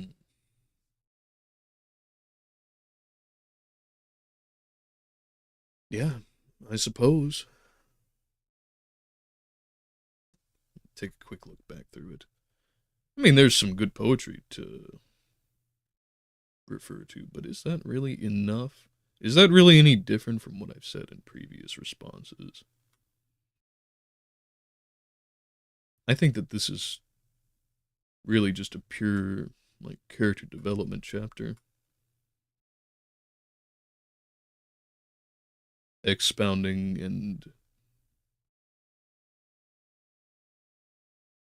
laying out exactly how dire this has been for the guy.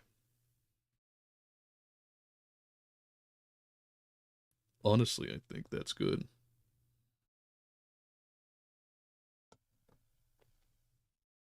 Well, back to nobody for a minute here. Oh man, I still owe you a huge info dump about the game. Yeah, man. To again talk about it, the Threefold Edit Factory, the Discord server for the channel. Nobody has been telling all of us about his really, really in depth and frankly quite inspiring world that he has constructed over the years. And the kind of shit that his current party is getting up to is insane. They had literally like a Godzilla moment, like a genuine Kojira moment in a ginormous city with several centuries worth of history, multiple floating factions with intricate alliances and competitions between them, and of course, an entire party of big personalities. For any of you who might be catching up with this portion, I would highly suggest taking a look.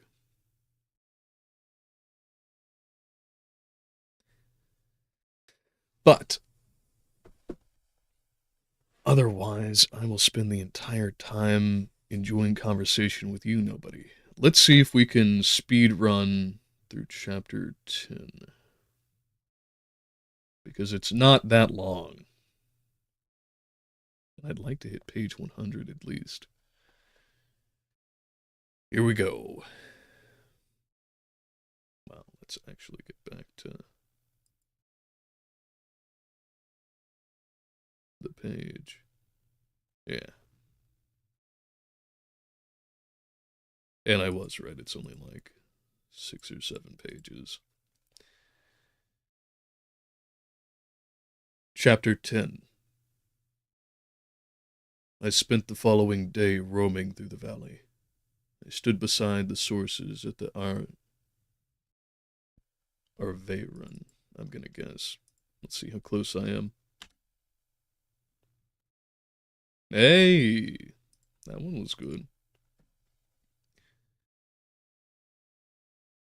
I stood beside the sources of the Arveyron, which take their rise and rise.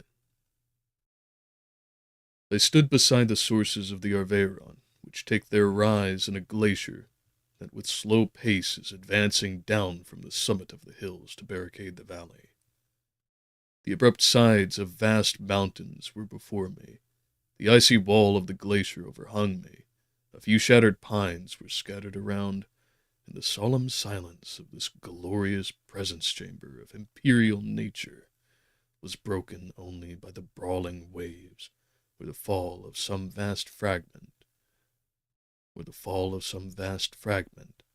thunder sound of the avalanche, or the cracking reverberated along the mountains of the accumulated ice, which, through the silent workings of immutable laws, was ever and anon rent and torn, as if it had been but a plaything in their hands. As if it had been but a plaything in their hands. These sublime and magnificent scenes afforded me the greatest consolation that I was capable of receiving. They elevated me from all littleness of feeling, and although they did not remove my grief, they subdued and tranquilized it.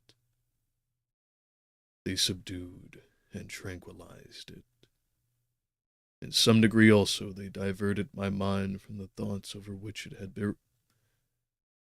In some degree also they diverted my mind from the thoughts over which it had brooded for the last month. I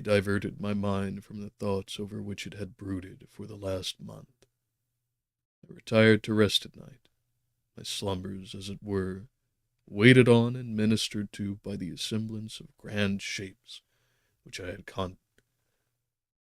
contemplated during the day. They congregated round me, the unstained, snowy mountain top, the glittering pinnacle, the pine woods,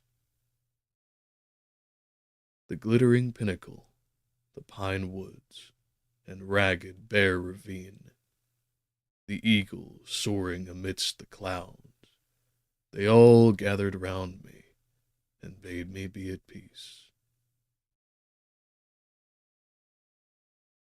Where had they fled when the next morning I awoke?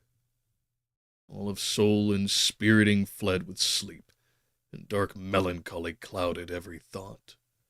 The rain was pouring in torrents, and thick mists hid the summits of the mountains, so that I even saw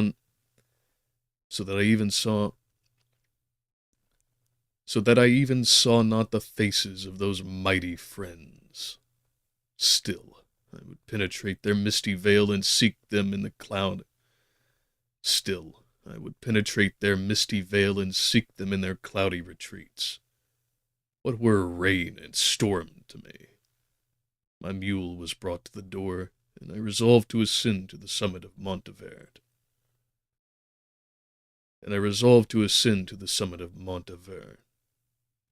Montenverde? I feel like I was relatively within proximity to that. Montenverde. Okay.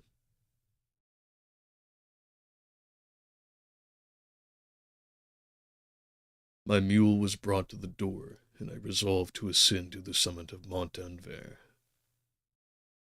I remembered the effect that the view of the tremendous and ever-moving glacier had produced upon my mind when I first saw it. It had then filled me with a sublime ecstasy that gave wings to the soul and allowed it to soar from the obscure world to light and joy. The sight of the awful and majestic in nature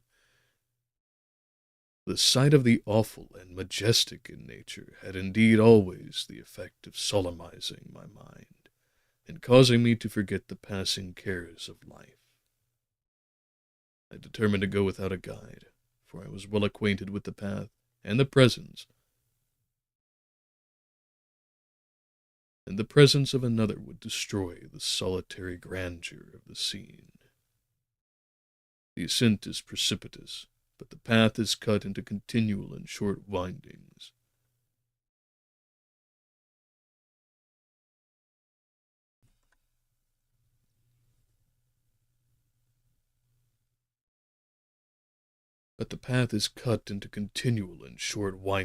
Which enable you to surmount the perpendicularity of the mountain.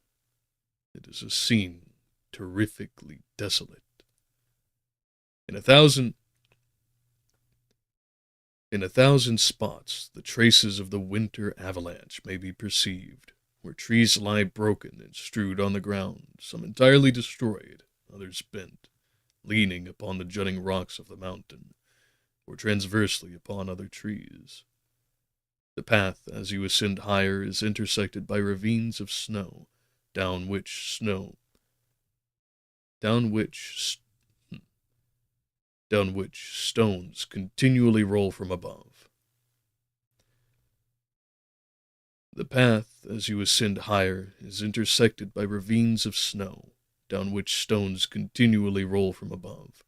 One of them is particularly dangerous as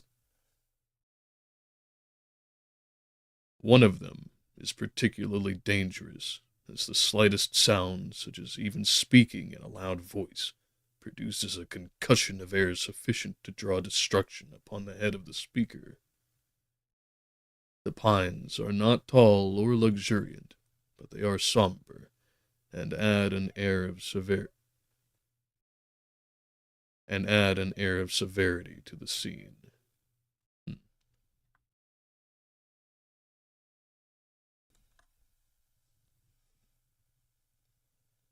And add an air of severity to the scene. I looked upon the valley beneath. Vast mists were rising from the rivers.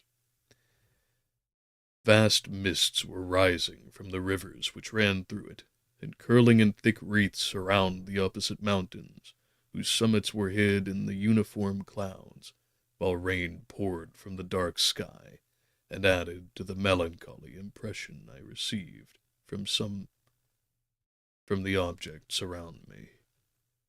Alas! Alas! Why does man boast of sensibilities superior to those apparent in the brute? It only renders them more necessary beings. If our impulses were confined to hunger, thirst, and desire, we might be nearly free. But now we are moved by every wind that blows, and a chance word or scene that word may convey to us. We rest, a dream has power to poison sleep. We rise, one wandering through pollute. We rise, one wandering thought pollutes the day. We feel, conceive, or reason, laugh or weep, embrace fond woe, or cast our cares away. It is the same, be it joy or sorrow, the path of its departure still is free.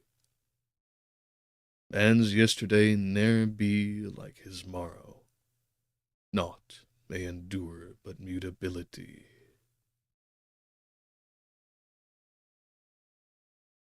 It was nearly noon when I arrived at the top of the ascent. For some time I sat upon the rock that overlooks the sea of ice.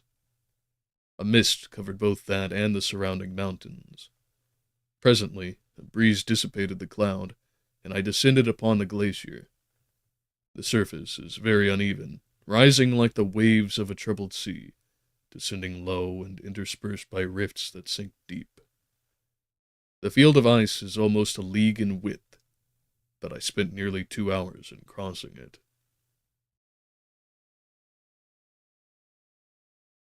The opposite mountain is a bare perpendicular rock. From the side where I now stood, Montanvert.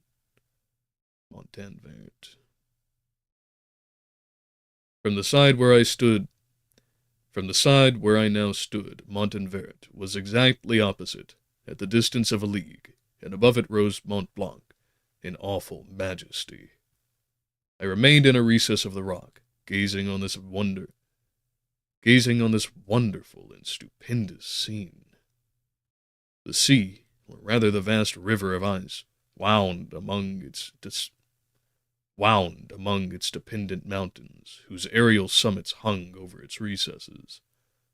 Their icy and glittering peaks shone in the sunlight over the clouds. My heart, which was before sorrowful, now swelled with something like joy. I exclaimed, "Wandering spirits, if indeed ye wander, and do not rest in your narrow beds, allow me this faint happiness, or take me as your companion, away from the joys of life." As I said this, I suddenly beheld the figure of a man, at some distance, advancing towards me with superhuman speed. He bounded over the crevices in the ice, among which I had walked with caution. His stature, also, as he approached, seemed to exceed that of a man.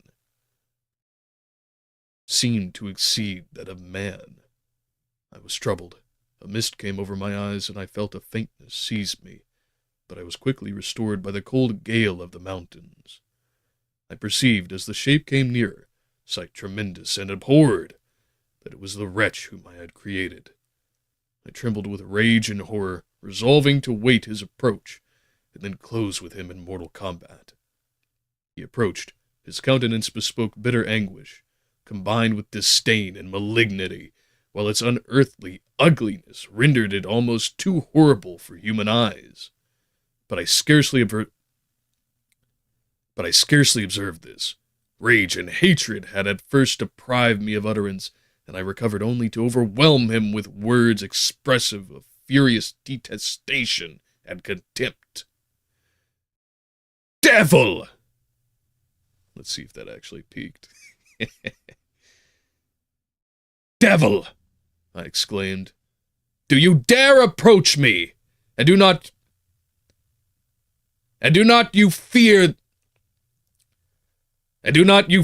the fierce vengeance of my arm wreaked on your miserable head? Begone, vile insect!" And of course, in a dramatic moment, a new engine to roar by.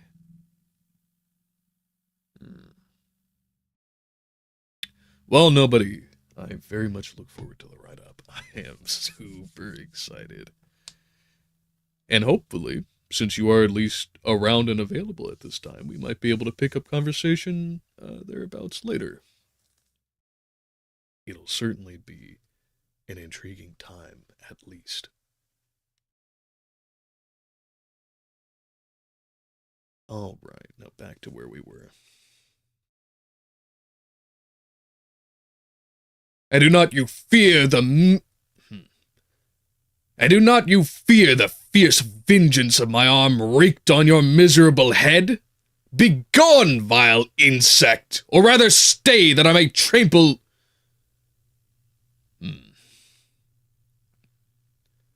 Do you dare approach me? And do not you fear the fierce vengeance of my arm wreaked on your miserable head? Begone, vile insect, or rather stay that I may trample you... That'll get me. Or rather stay that I may trample you... Or rather stay that I may trample you to dust, and oh, that I could, with the extinction of your miserable existence, restore those victims whom you have so diabolically murdered.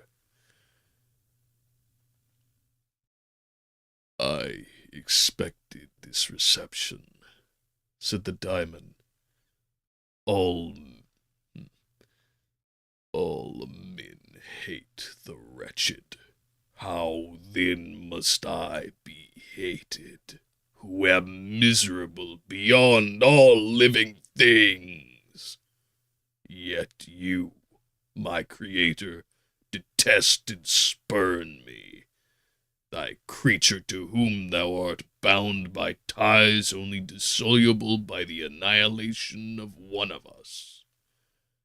You purpose to kill me. How dare you sport thus with life?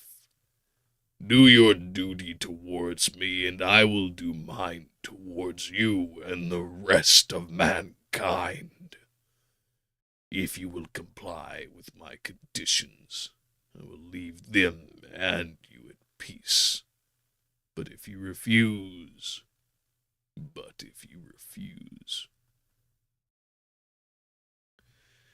If you will comply with my conditions, I will leave them and you at peace. Hmm. Let's roll that back a little. You purpose to kill me. How dare you sport thus with life? Do your duty towards me, and I will do mine towards you and the rest of mankind. If you will comply with my conditions, I will leave them and you at peace. But if you refuse, I will glut the maw of death until it be satiated with the blood of your remaining friends. Abhorred monster! Fiend that thou art, the tortures of hell are too mild a vengeance for thy crimes. Wretched devil, you reproach me with your creation. Come on, then, that I may extinguish the spark which I so negligently bestowed. My rage was without bounds. I sprang on him, impelled by all the feelings which can arm one being against the existence of another. But he easily eluded me and said, "Be calm. I entreat you to hear me. I entreat you to hear me before you give vent to your hatred on my devoted head. Have I not suffered enough that you seek to increase my misery? Life, although it may only be an accumulation of anguish, is dear to me, and I will defend it. Remember, thou hast made me more powerful than thyself. My height is superior to thine, my joints more supple, but I will not be tempted to set myself in opposition to thee. I am thy creature, and I will be even mild and docile to my natural lord and king, if thou wilt also perform thy part, the which thou owest me."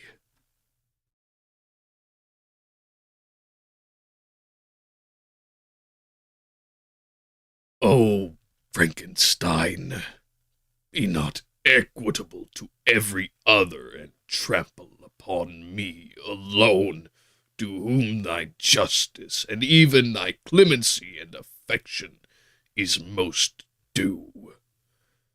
Remember that I am thy creature. I ought to be thy Adam, but I am rather the fallen angel whom thou drivest from joy for no misdeed.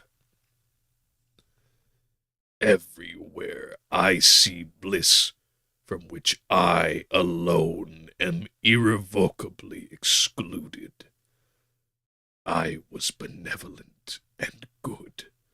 Misery made me a fiend. Make me happy, and I shall again be virtuous. Begone! Ooh, that's murder on the voice.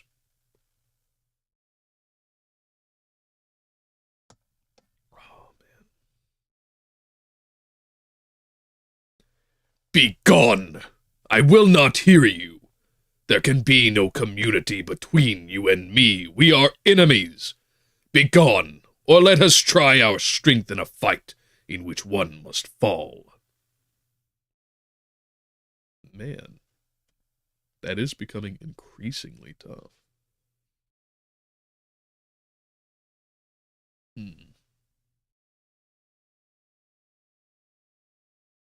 I really don't want to pause in the middle of this scene.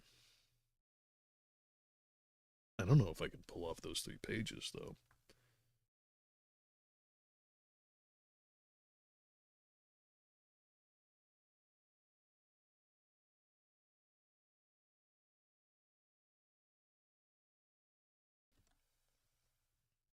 We'll try.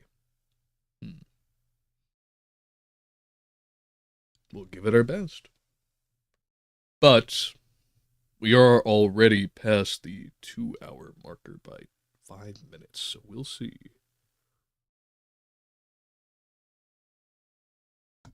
I know I'll very probably need a recess at the end of it, though. That much I predict most probably.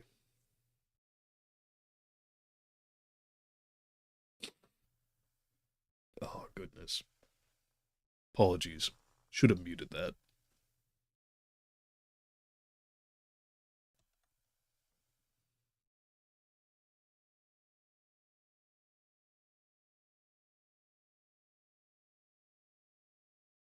How can I move thee? Will no entreaties cause thee to turn a favorable eye upon thy creature who implores thy goodness and passion? Who implores thy goodness and compassion? Believe me, Frankenstein, I was benevolent. My soul glowed with love and humanity. But am I not alone? Miserably alone? You, my creator, abhor me. What hope can I gather from your fellow creatures who owe me nothing? Who owe me nothing. They spurn and hate me. The desert mountains are dreary glaciers. The desert mountains and dreary glaciers are my refuge. I have wandered here many days. The caves of ice, which I only do not fear, are a dwelling to me. And the only one which man does not grudge. These bleak skies I hail, for they are kinder to me than your fellow beings. If the multitude of mankind knew of my existence, they would do as you do, and arm themselves for my destruction. This one's really summoning the misfortunes of the weather.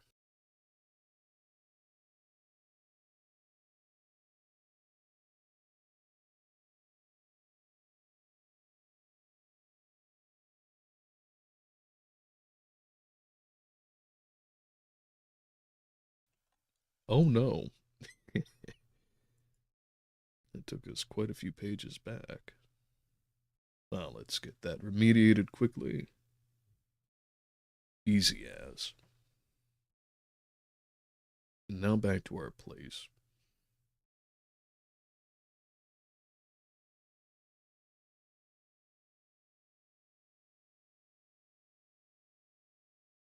Shall I not then hate them who abhor me? I will keep no terms with my enemies. I am miserable, and they shall share my wretchedness. Yet it is in your power to recompense me, and deliver them from an evil which it only remains for you to make so great, that not only you and your family, but thousands of others shall be swallowed up in the whirlwinds of its rage. Let your compassion be moved, and do not disdain me. Listen to my tale when you have heard.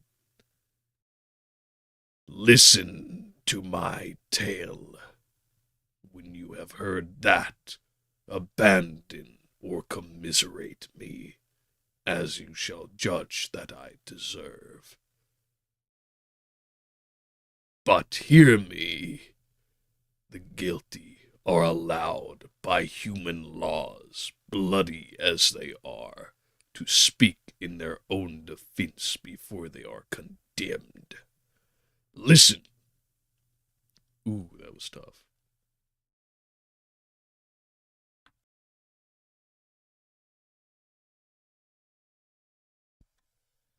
Listen to me, Frankenstein.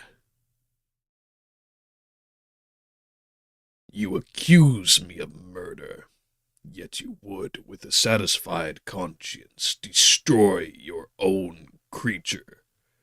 Oh, praise the eternal justice of man! Yet I ask you not to spare me. Listen to me, and then, if you can, if you will, destroy the work of your hands.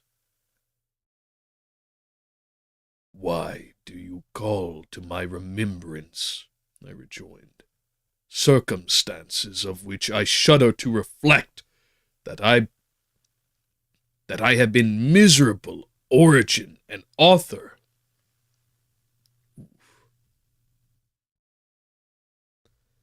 I'll finish this paragraph, but after this, I am spent. At least pulling, that kind of range.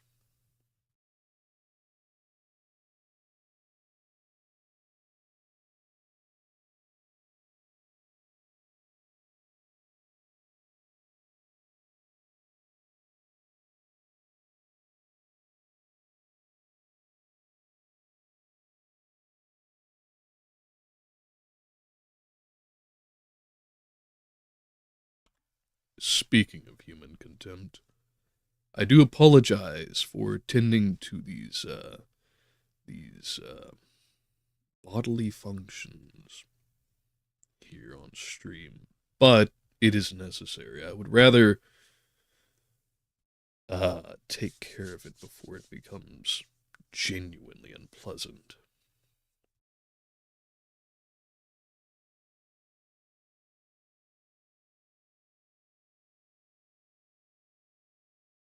Cursed be the day, abhorred devil, in which you first saw light. Cursed, although I curse myself, be the hands that formed you. You have made me wretched beyond expression. You have left me no power to consider whether I am just to you or not. Begone! Relieve me from the sight of your detested form.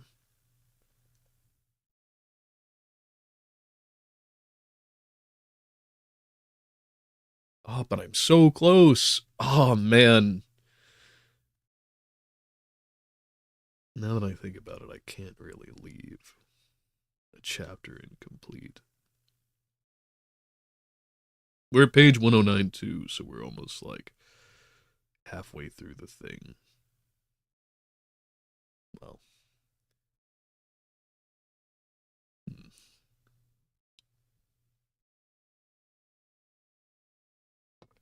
It'll require a bit more tea, but I think we can do it.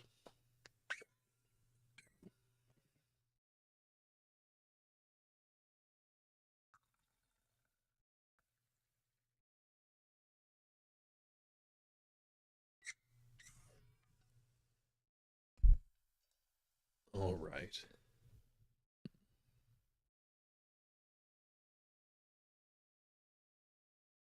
Thus, I relieve thee, my creator, he said, and placed his hated hands before my eyes, which I flung from me with violence. Thus I take from thee a sight which you abhor. Still thou canst listen to me, and grant me thy compassion. By the virtues that I once possessed, I demand this from you. Hear my tale. It is long and strange, and the temperature of this place is not fitting to your fine sensations. Come to the hut. Come to the hut upon the mountain. The sun is yet high in the sun is yet high in the heavens. before it descends to hide itself beyond yon snowy precipices and illuminates another world. Before it descends to hide itself behind yon snowy precipices and illuminate another world, you will have heard my story and can decide.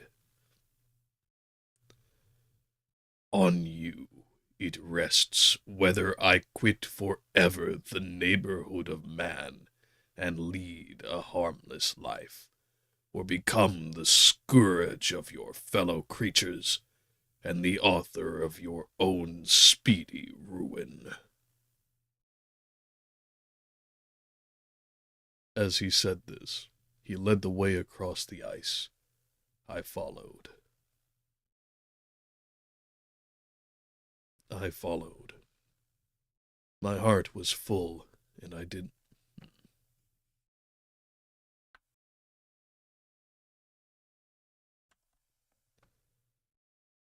My heart was full, and I did not answer him.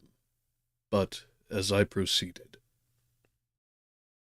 I weighed the various arguments that he had used, and determined at least to listen to his tale. I was partly urged to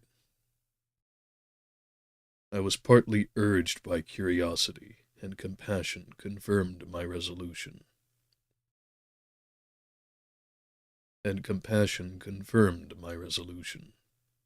hitherto supposed him to be the murderer of my brother.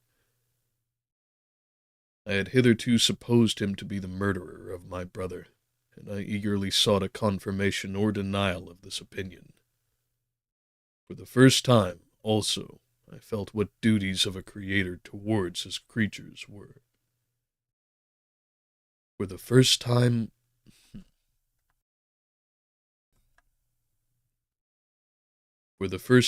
also, I felt what the duties of a creator towards his creature were, and that I ought to render him happy before I complained of his wickedness. These motives urged me to comply with his demand. We crossed the ice, therefore, and ascended the opposite rock. The air was cold, and the rain again began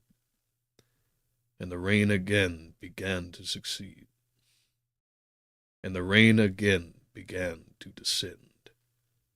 We entered the hut, the fiend with an air of exultation, I with a heavy heart and depressed spirits. But I consented to listen, and seating myself by the fire which my odious companion had lighted, he thus began his tale.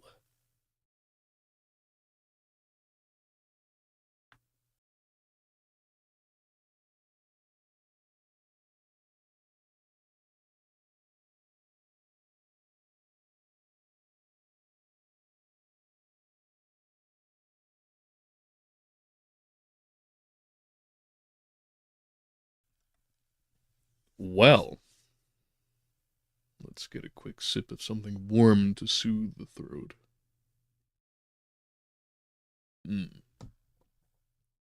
Much better. Well,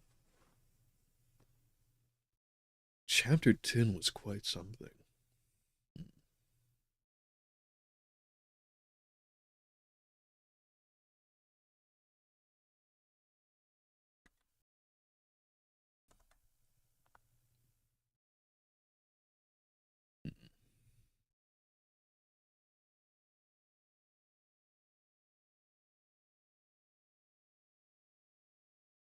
Take a look back at the beginning. Yeah, that's what I thought. Okay.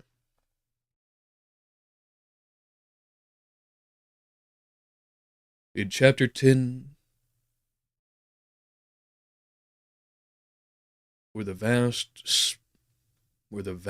and somber splendor of the wilds of Geneva had began to heal Victor's soul.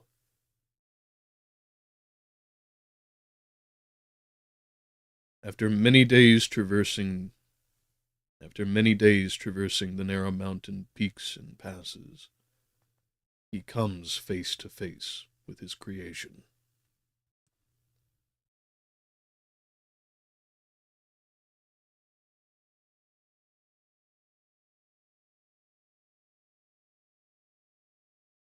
Where the woes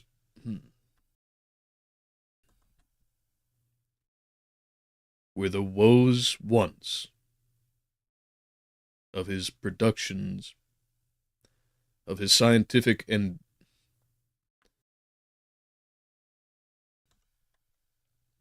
of it,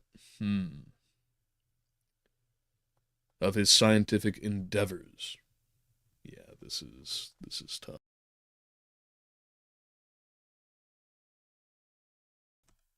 That recess is definitely needed.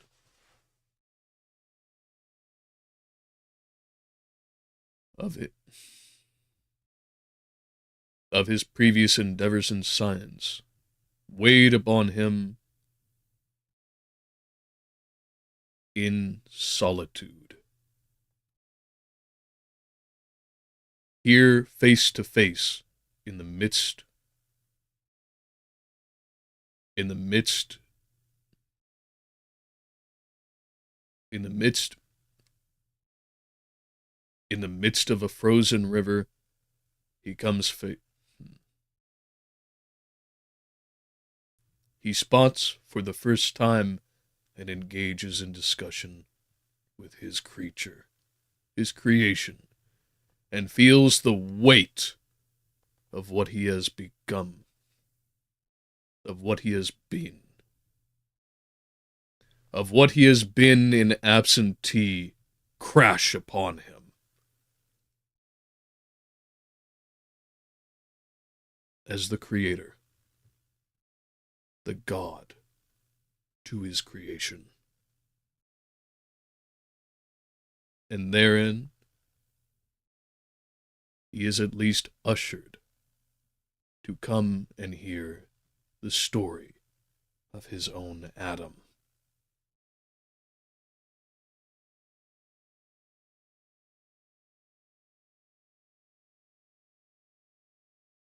And now for the response.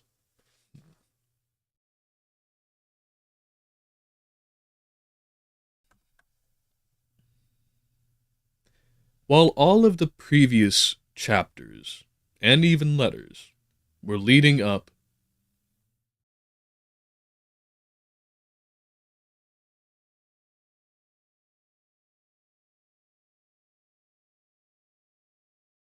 to directly addressing the theme of all of these motifs,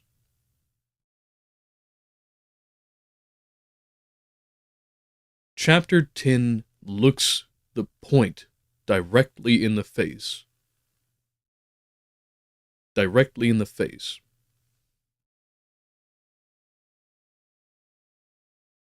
That when man plays God, he will face the consequences. And when inevitably this is brought to the literal sense of becoming the creator for an entirely new species of intelligent life,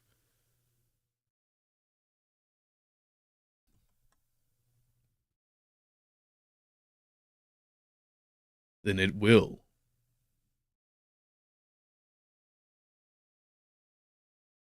Then there will be consequence.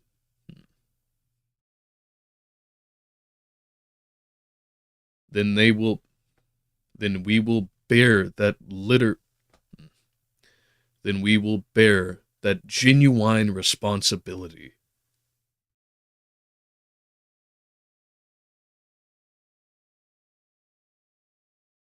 And to that, I say yes.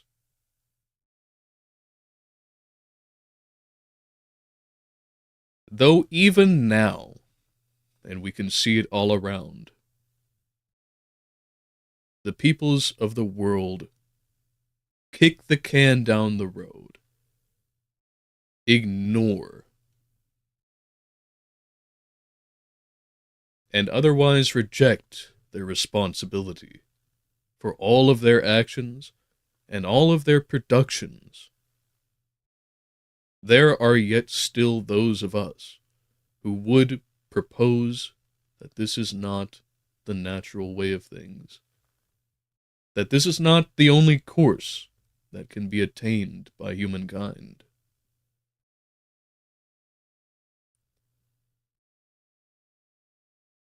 For many objects of reference,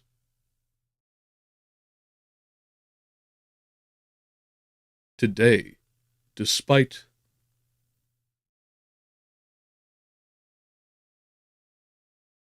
the lackadaisy that many of us share, despite the lackadaisy that many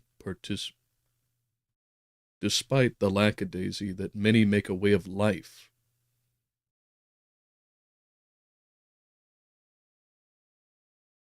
not as the exclusive characteristic of many,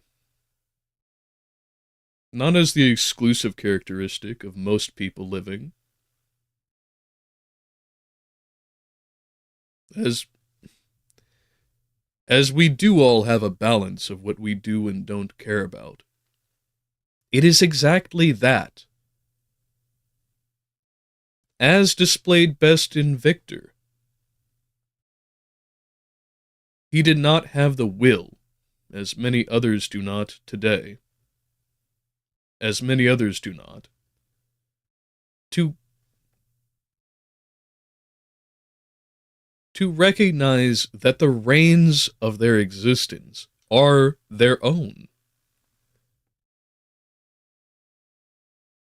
That we have the potential to take full responsibility for our entire species' existence.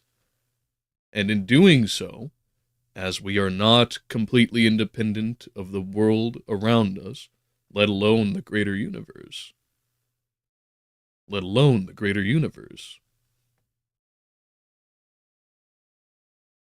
that we would be taking responsibility of our planet too, that we would be taking responsibility for all others too, at least on this planet.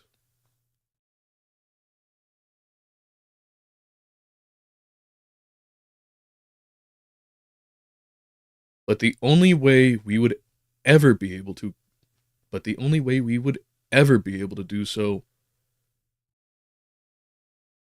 is by knowledge and technique, episteme and techne, and those can only be attained by percepts made into concepts, and from those concepts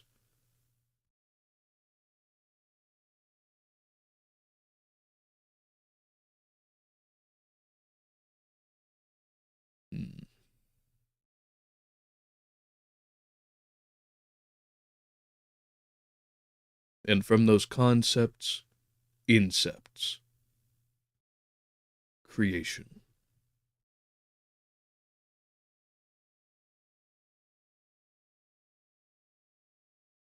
Okay. So, as I say, my voice is rocked from doing Frankenstein's monster. So I'm going to take a brief recess, and then I'll get back to things. I'll check up on the chat, and we'll otherwise get into Amnesia.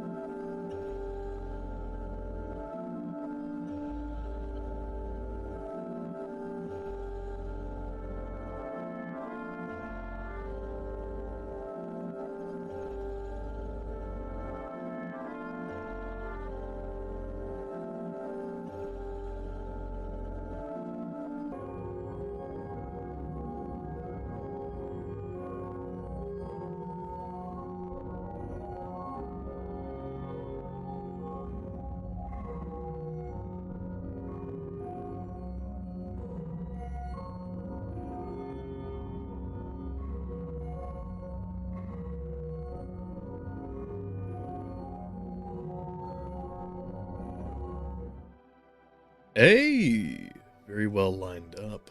Well, having taken a brief break, gotten a refill, and my voice rested a little bit, I think we are just ready to get over to Amnesia, which, as ever, is extremely loud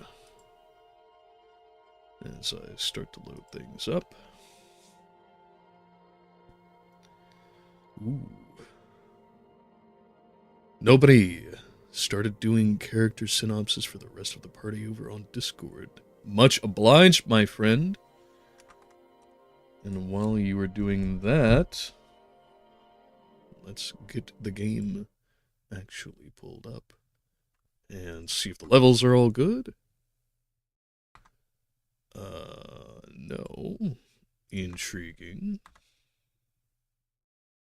Well, we gotta do the little OBS scoot and boot. Make sure that's actually working.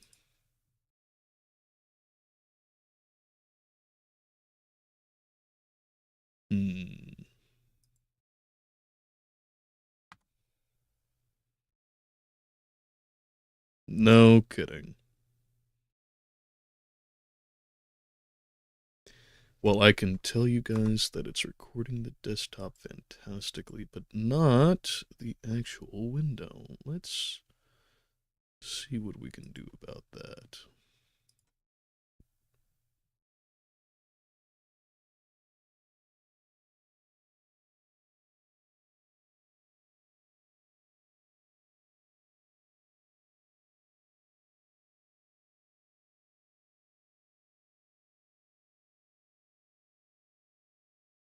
This was working perfectly just the last 2 times that we've been doing this.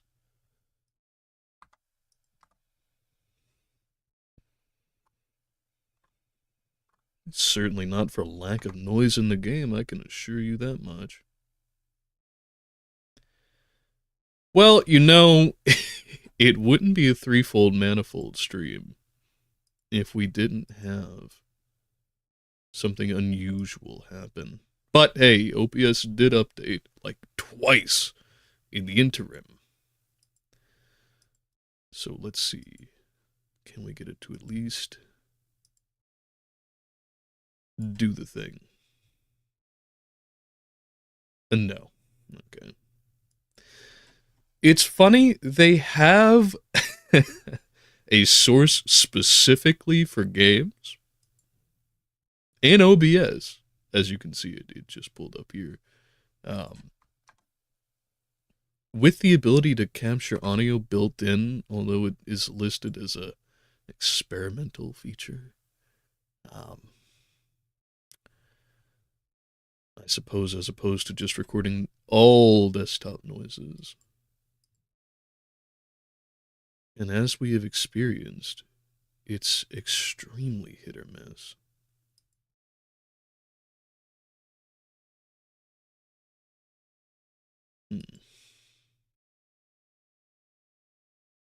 Okay. Well, I guess we'll just record desktop sound for this time. Sorry for the delay, everybody. Let's make sure that's actually limited properly so that we don't blow out our eardrums.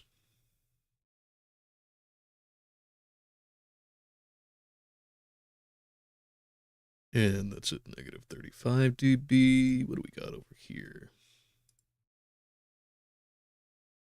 Hopefully negative 35 too.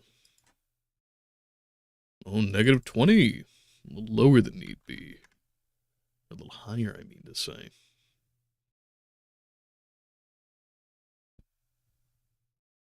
Okay. Well, let's see how this sounds. Now, brace yourselves, everybody, because, there we go. Perfect. Alright. Well, after all those technical difficulties, right into the pulsating mass, here we go. Okay. Now, besides the walls of blood, I do recall that I am in something of a... not... oh, shit. Oh shit. Not very good situation. Oh no. Oh no. Oh, very no. Oh shit. Oh, that ain't good.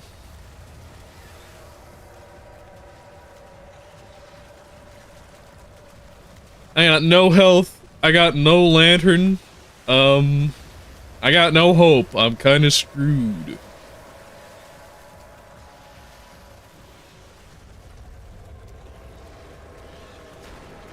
Oh, what the fuck? Oh no. No, no, no, no, no, no, no. Open. Please. Please. I'm so glad this place is lit. I'm so glad, otherwise I'd be dead. Whew. Okay. Well, your lacquered hull and everything is really cool, but I would surely like to not die first. Yeah! No, buddy, I surely was. Holy fuck. I should have known, given the last scene, but it's been 2 weeks since I got back to this. Oh. Well, this place is beautiful. I don't think there's been anything but ambient drone the entire game before this point. Or the occasional little, like, sound bite. A piano or something. This is delightful. Save for, I guess, the corpse. Oh. They give us the luxury of having a splash button. You know, we did have the punch gore button before. I guess a punch water button is also just as fitting. Me. Quite an intriguing centipedal winged centipede statue too. Yeah, I would definitely buy that as being of, what was it, the 1500s, 1400s?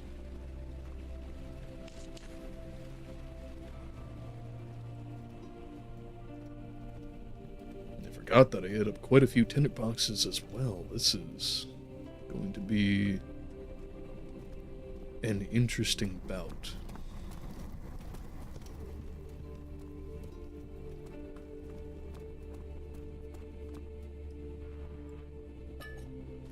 Ah.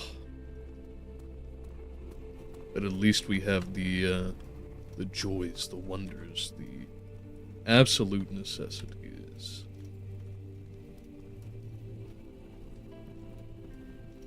Of some more lamp oil. Now, what was the button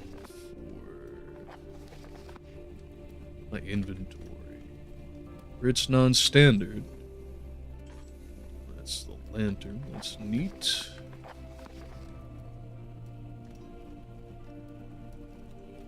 Tab. Should have known. Okay.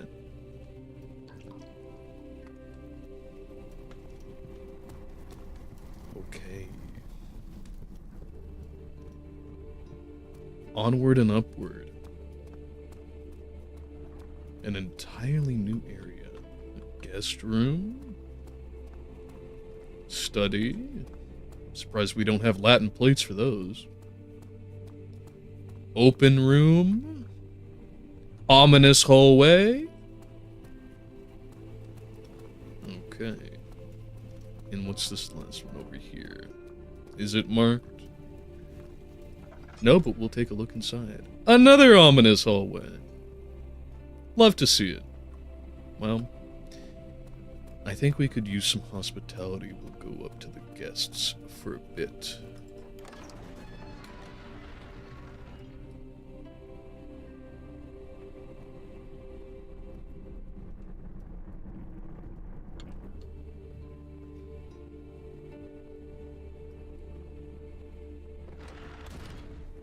My journal is gone. What would they want with my journal?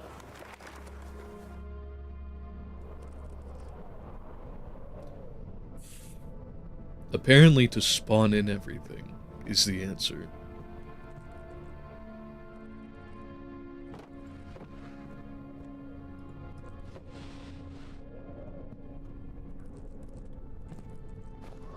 I've got the impression from this moment there's going to be a time when one of the monsters comes upon us, and they're going to spawn in T-posed. I just know it.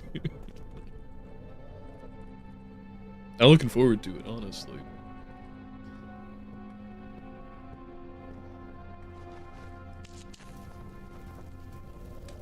Oh.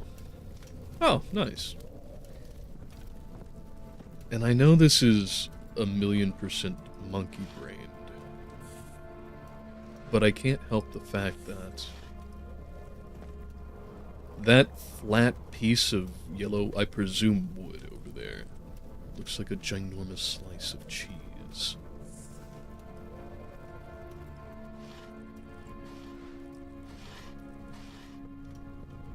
Alright, let's see what that letter says. 2nd of July, 1839.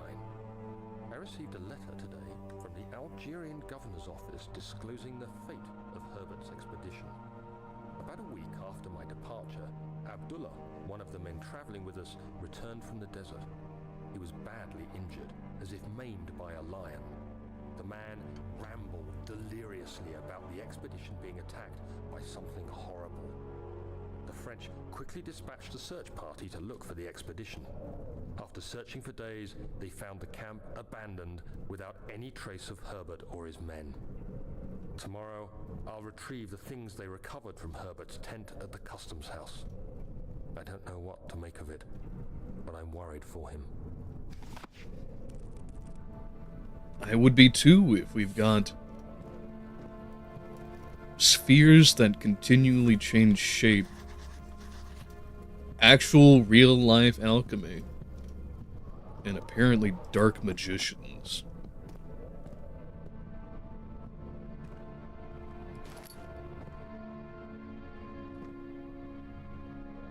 I'm waiting for these to change.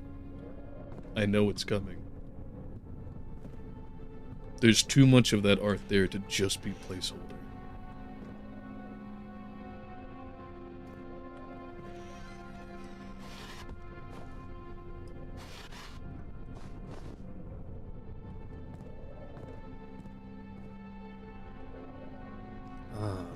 Another letter.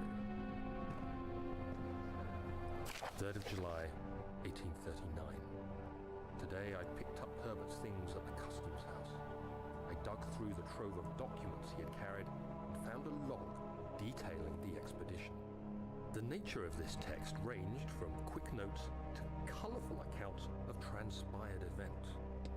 I skimmed the pages, trying to figure out what might have happened. May 17th, the day I was trapped inside the orb chamber, Herbert dryly states, "Recovered Daniel after 1 hour of entrapment." This confused me greatly. I was suffocating within minutes. How could I have lasted an hour? I continued reading the peculiar text. Herbert states his facts without judgment or passion, but suddenly I could read frustration into his text. He pushed his men to investigate the underground tomb, an effort which seems to have strained the minds of his men. Madness spread through the ranks, and Herbert had to take some extreme measures to continue. He finally visits the chamber himself, where he retrieves the orb to the surface. His account confuses me greatly. If he has the orb, what are those pieces in my drawing room?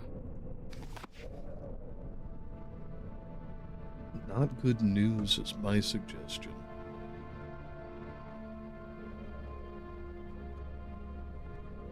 Finally, a crowbar!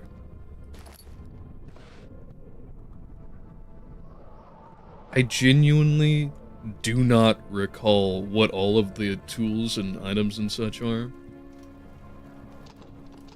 But I tell you,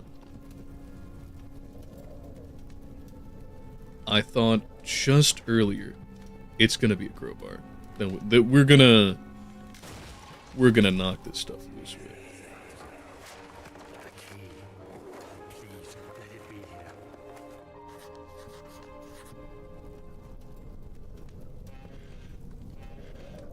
Well, I think it might be. Along with apparently a blood-stained corner. Very gauche.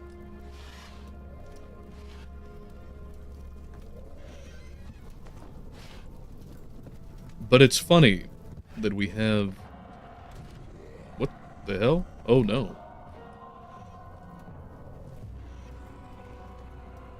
Well, I'm glad it at least doesn't leave it ambiguous at all.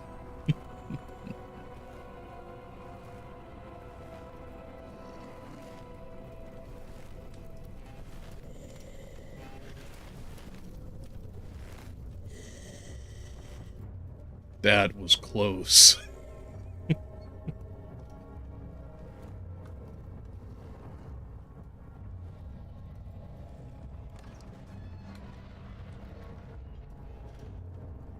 I almost got eaten alive there.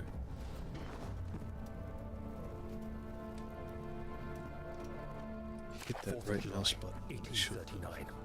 It's done. The orb is assembled. I was awakened by an exhausting nightmare. Shaking and sweating, I retired to the drawing room with a cup of tea. The relic pieces lay spread across the table as I'd left them, but somehow I knew how it was supposed to be. I fetched the tar, which I had prepared to fix the pieces together, and without fault I joined them, producing the orb I remembered so clearly. The tar proved unnecessary. It was pushed out from the joining pieces as they merged on their own, with no adhesive. The ancient stone relic now rests on my table. Its immaculate surface and perfect shape could have been molded by a factory. This is all too strange.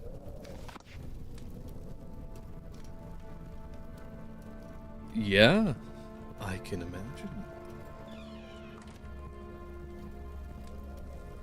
I too would be very shocked if I was suddenly covered in tar. And there was a perfectly joined sphere in my hands.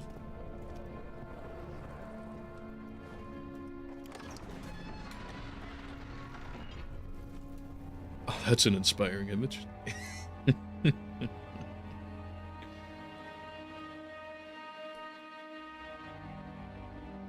And all the sedatives he could find. Oh. Okay.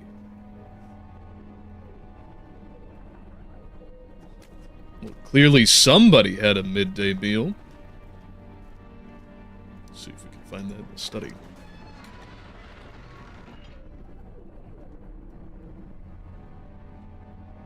At least where that came from. Hopefully not the monster again.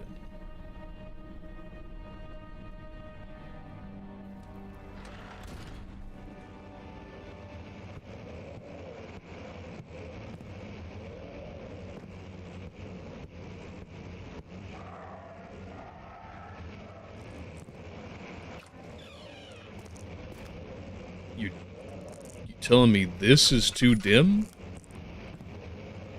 Okay. You know, I don't necessarily blame him, but he is getting scared of shadows quite non-figuratively.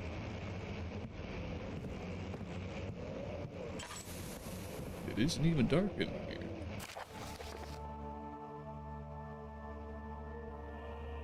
You know, I would read this if not for earlier. So I will speed read through this and let you all pause to enjoy it if you wish.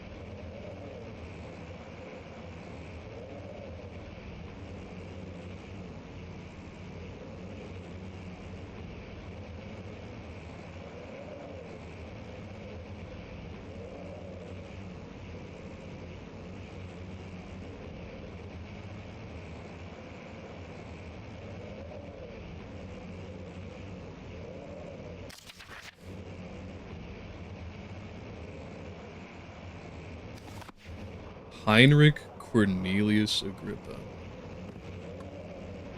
I think that's the first time we've seen the full name. And, wow. Did someone name them with intent?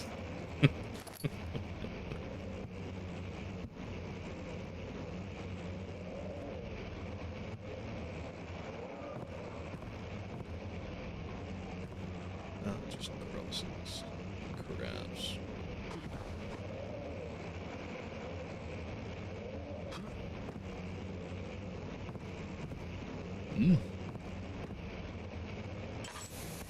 This would be the first room I think we've been in with nothing. Ah, there is something over here.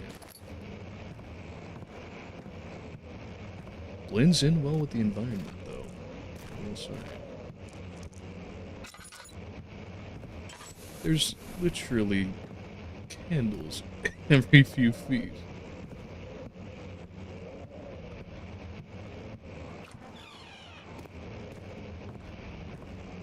What have we here, then?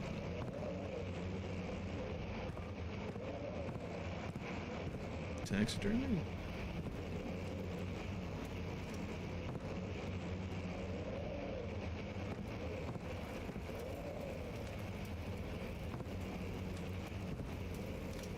There is something perfectly old-timey about this business here.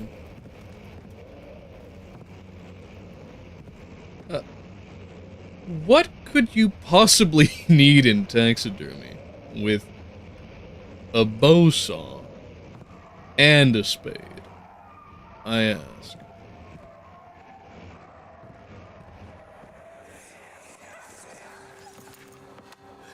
Let's see what you have to offer.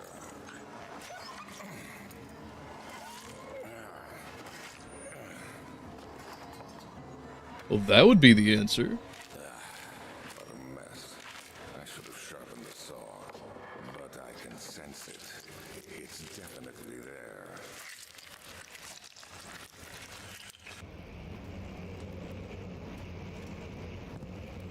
My dude went, augury is the way.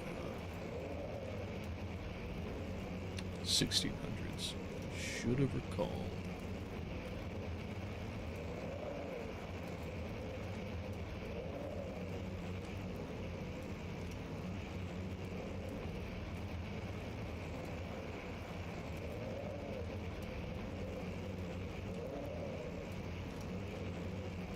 It's absolutely crazy to read this right now. Because we know for a fact these kinds of vivisections did happen at the time. Still, even to some extent, in the 1900s, and I'm sure even now. After knowing that... what is it? Aristotle... I think it's called motions in animals. But knowing that Aristotle, way back before we hit Common Era, had already written about the various details of how the musculature and nervous system produces an effect such as this, to include some emotion in said motion.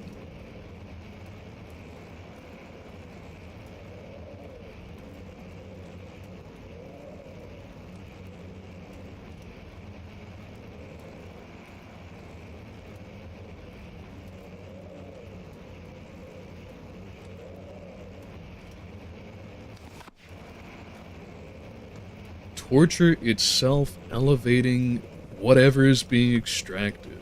That's not a good sign. But then it would fit with everything that we've encountered thus far. Ding-a-ling.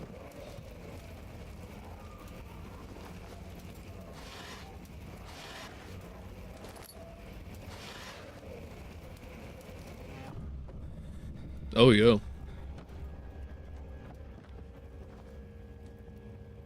This cabinet was boned up. Yo, can we, Hey! It's backwards, but at least we got it. Can I break this one? No chance. But it was worth a shot anyway.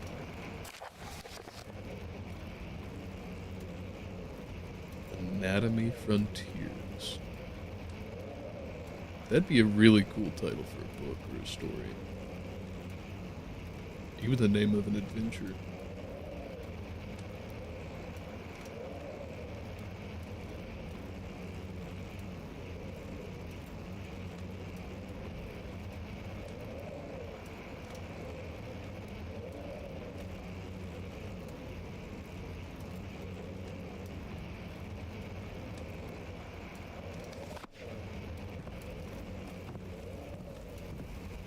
Dude literally went, alright, but what if Essence is real?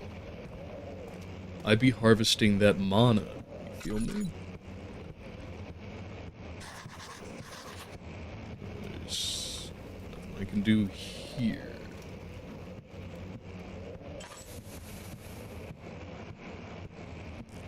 I guess I'll have to come back to that later. What do we got here? Actual notes.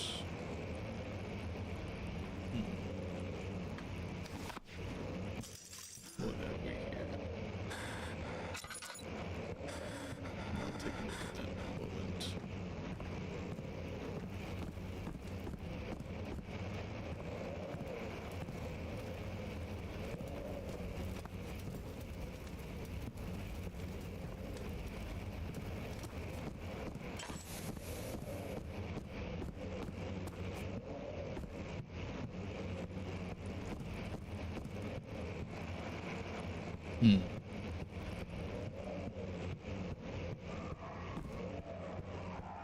The immediate impression is that there will be a way in one of these rooms.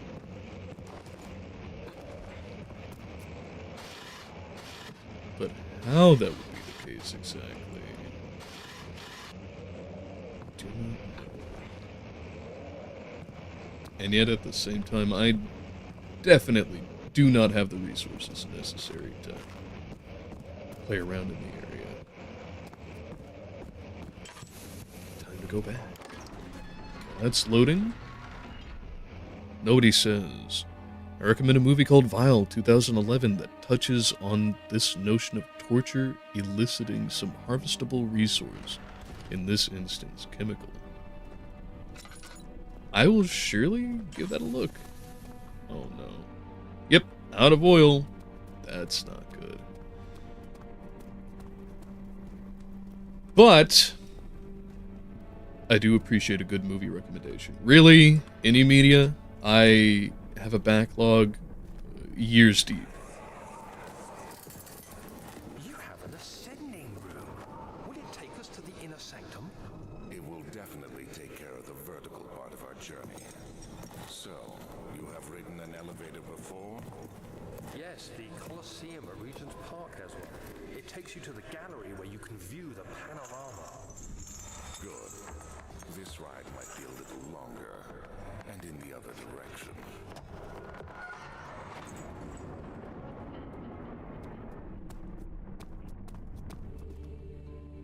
No ascending room to speak of, only descent. The dark descent. Well, I'll check that out in a bit. But yes, I've got a... Oh, okay. I don't have a key. No. How's my brain looking? Slight headache, few cuts and bruises.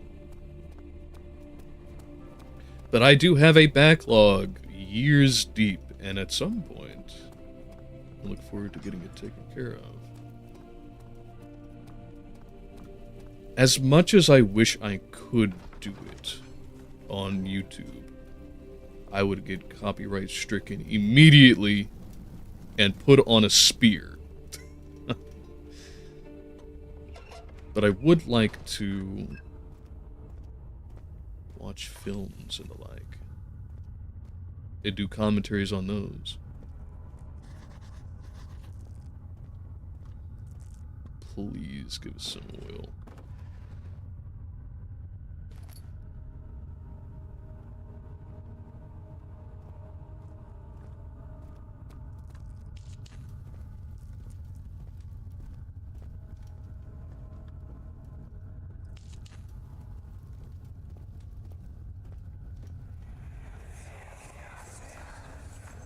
Please, let me go. I won't tell anyone, I swear. I just want to go home. No! Get away from me! Leave me alone!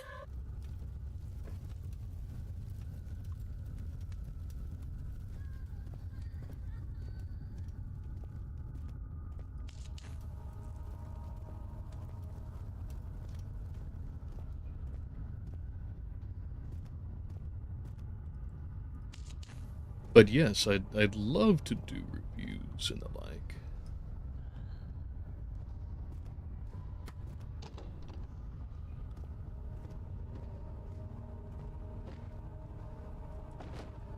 I believe Patreon is a little bit more lenient on that side of things, since it would be a work of criticism and analysis. Another cave-in. You persistent bastards. Oop.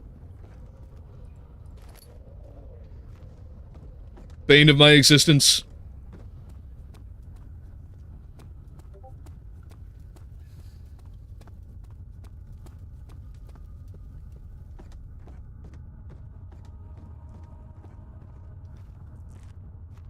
For while playing the game itself can be very entertaining,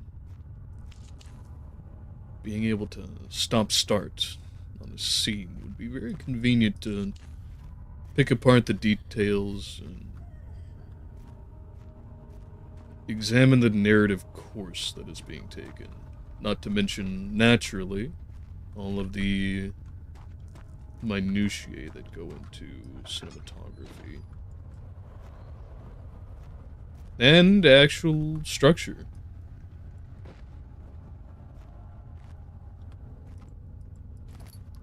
What? Oh, okay. Drill parts. We be drill it?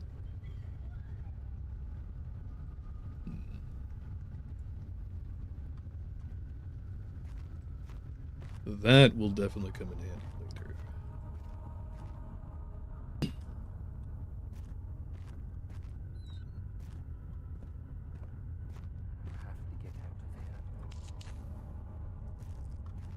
Agreed.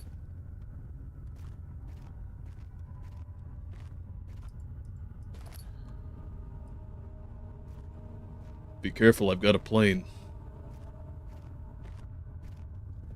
I will not hesitate to crash it into you.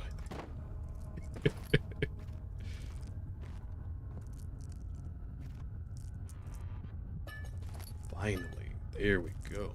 And a little laudanum to spice things up. Boy, howdy, am I happy for that.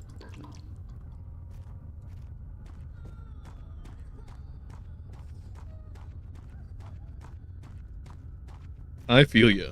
You know, there's not nearly enough lamp oil down here. No kidding.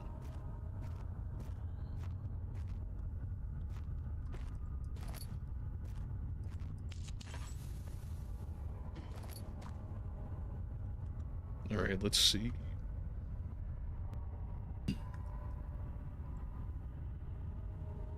Oh, okay. Well, I guess that's not all of it.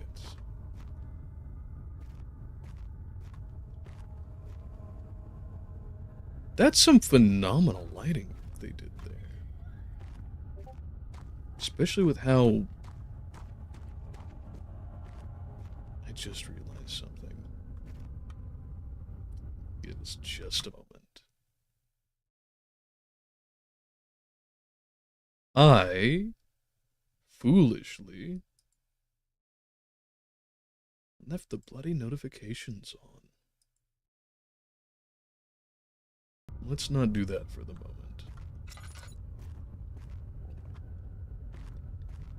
You can tell I never record from desktop.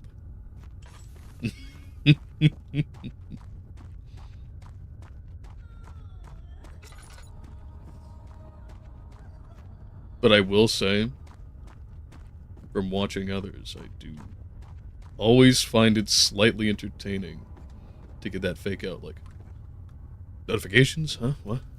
Alt tab.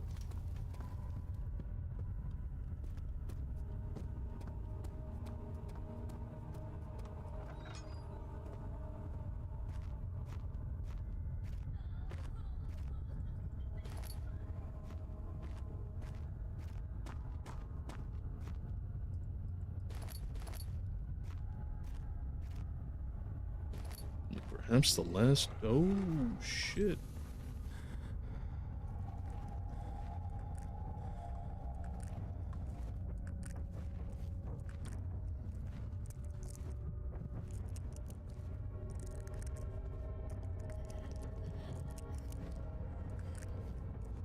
Spooky. Me sanity no do so good. Alright, let's see here. Nice. Don't know what good that'll be for, but I'm sure we'll find out.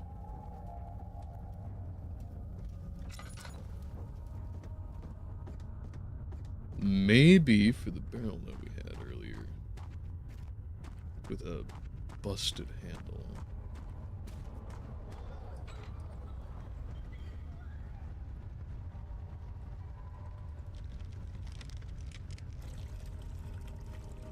I would have never thought of that.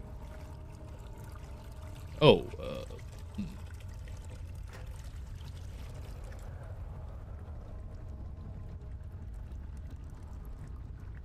Just enough, I suppose.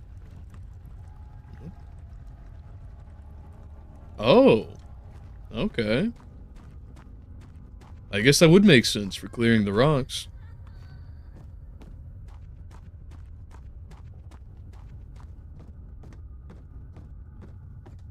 Of course, it would never be so easy as just, I don't know, climbing out a window and going around.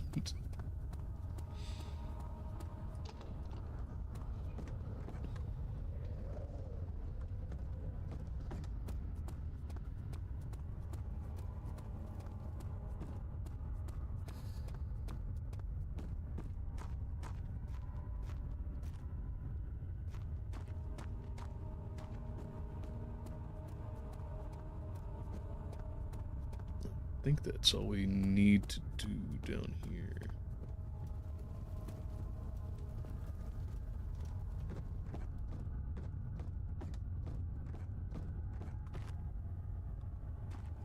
At least that I can get to right now. Let's see. Is anyone there?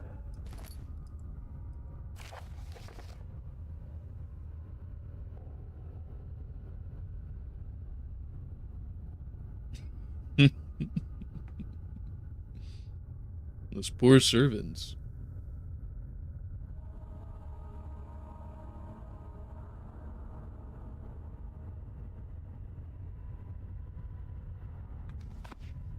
Oh, okay. Well, that's mighty convenient for us.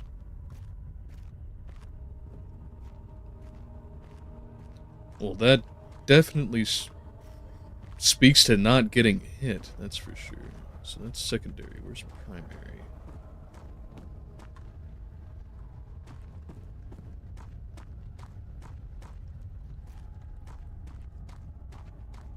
Ah, there we would go.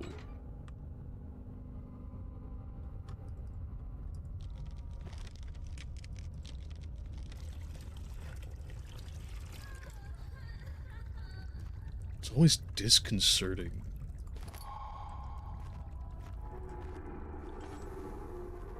No.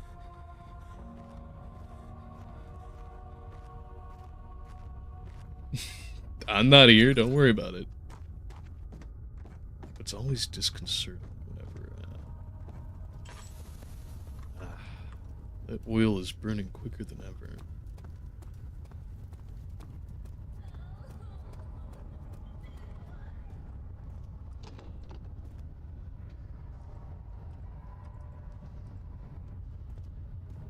Man, I was hoping we might be able to do a breaching charge. But it's every time disconcerting whenever it takes my my camera and pans it towards the spot. Okay. Now how do we blast them?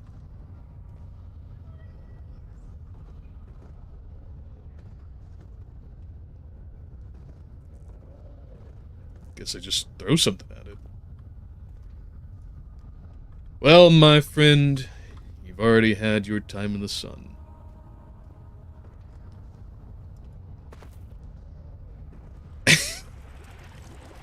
Yeah, that'll do. Yorick, poor Yorick, how I knew thee well.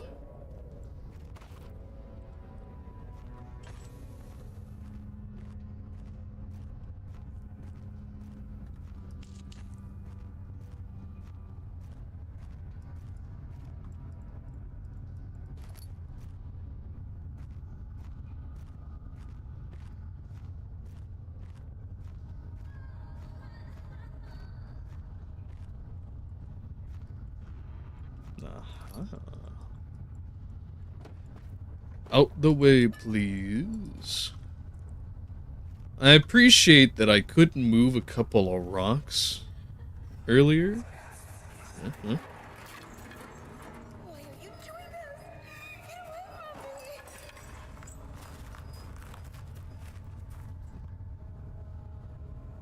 For science, apparently.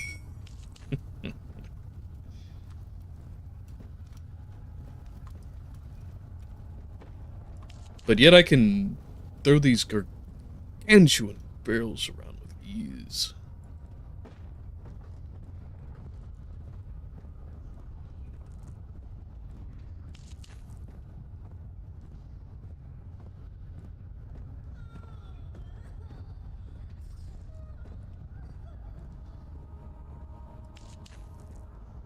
With all of the trouncing around in the dark by this point, given the surplus of tinderboxes that I was surprised at earlier,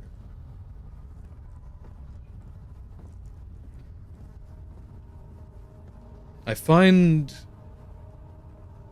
that does actually look fantastic. You're right, nobody.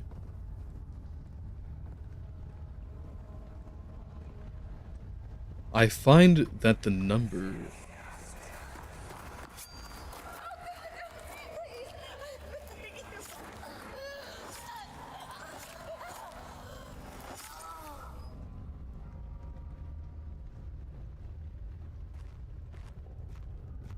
which has been doled out is the perfect amount to get you from place to place.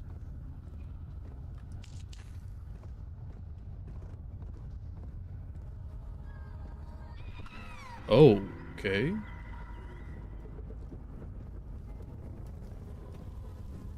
Oh no, my sanity! It's falling away. Oh. You have a hurt yourself with the fire button? Alright.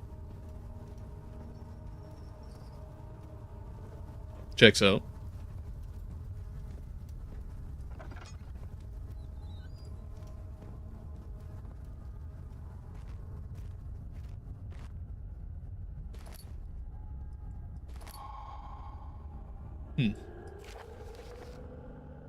It's not a good sound.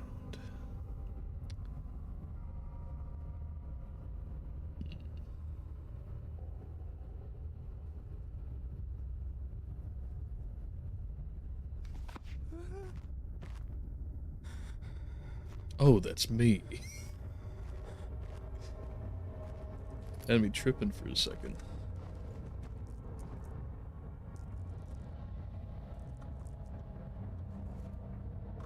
But while we're cowering in a corner for our lives, let's see if I can actually get the full sentence out. The amount of tinderboxes that have been doled out throughout the experience have really given a chance for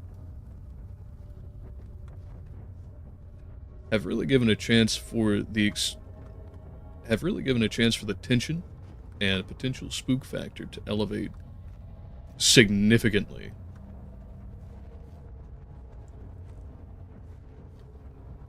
Because you can't just pan a flashlight around or some equivalent. Oh shit. That's not good. Please don't see me, please don't see me, please don't see me. Ah, thank fuck they're very nearsighted. Oh shit. That ain't me, Chief. I was never there, I assure you.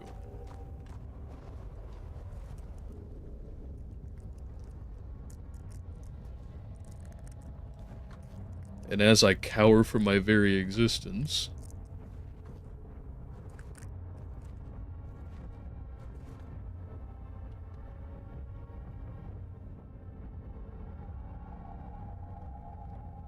by yonder candle's light,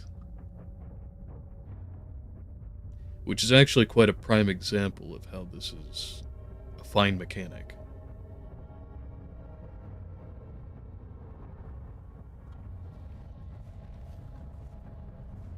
It keeps one from feeling even so much safety as a permanent fixture in their navigation of the environs.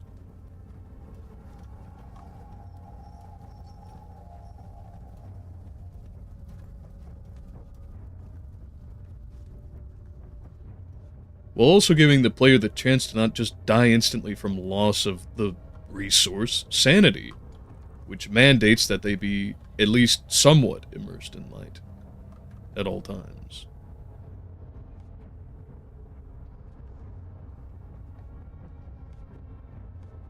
I really hope that I don't have to make a death sprint past that. They're gonna be in the corner, aren't they? Oh no, they're in the room then. Shit.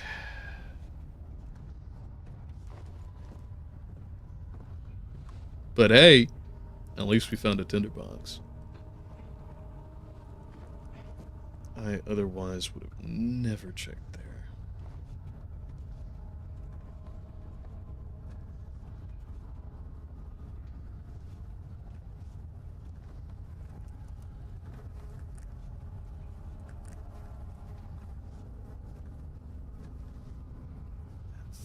It's pitch black in there. I'm gonna get eaten.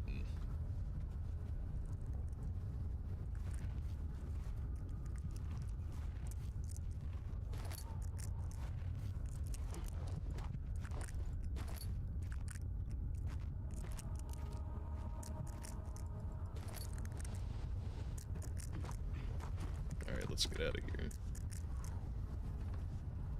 Took a toll on the sanity, something fierce. At least we have that loud enough. That's gonna be our savior in the end, I guarantee it.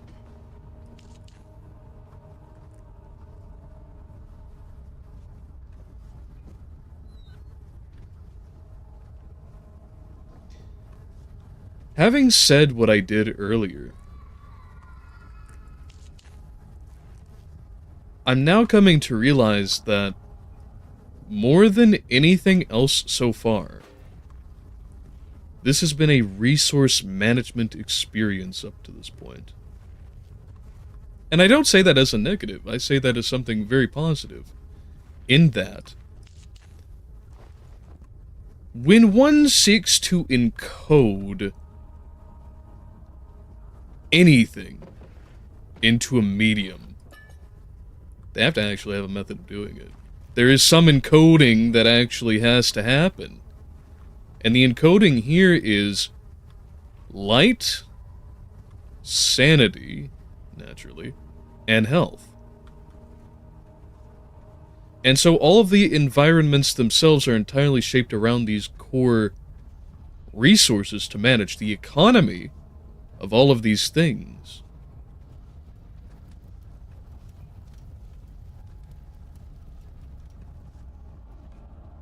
The only real modifier to that is precisely how you navigate through the environment.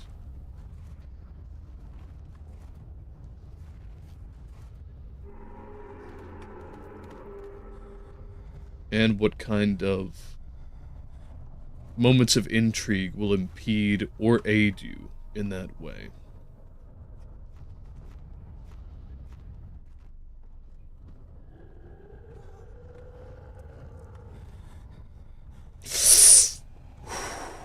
Fuck. Nah, it's fine. There's absolutely no tasty human chemical resource for you to consume. It's good. You're better off over there, I promise. Look, see? There's just a box there. I assure you.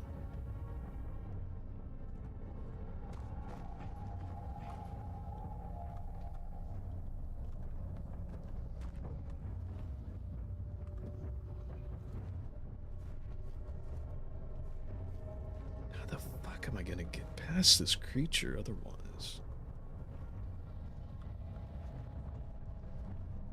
Guess I could throw something, huh? Far Cry 3 it. Up the stairs you go, please.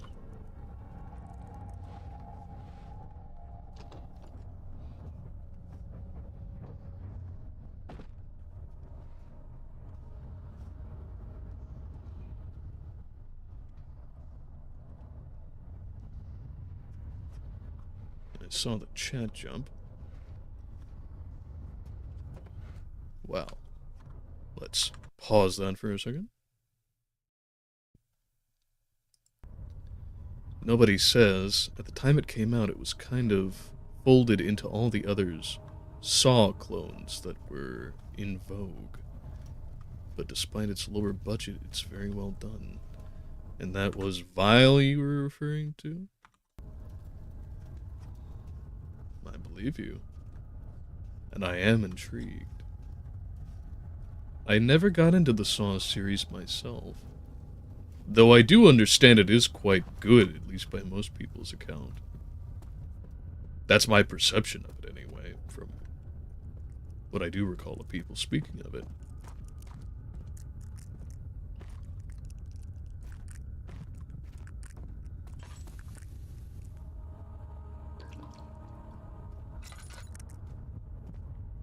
But if it is a genuine improvement or iteration on that kind of formula, I'll be very interested. I've always liked approaching pretty much every topic from one of the side passages rather than the direct one, simply because it enables me to have an outside perspective to whatever is being engaged with. I won't, Herbert.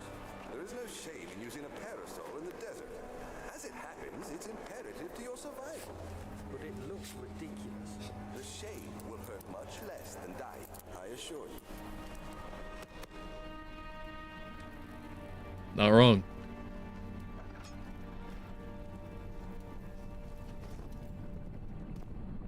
I see we've livened up even a little bit more.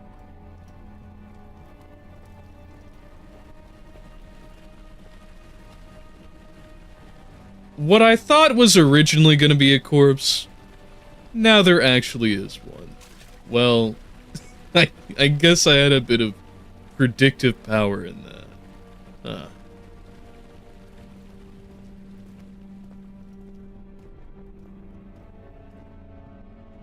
But yes, whether it be literature, music,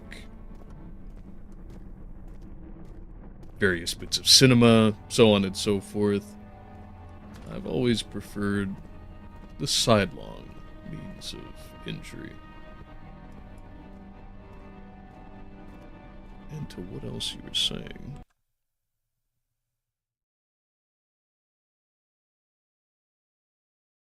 As nobody had pointed out, this game does look great.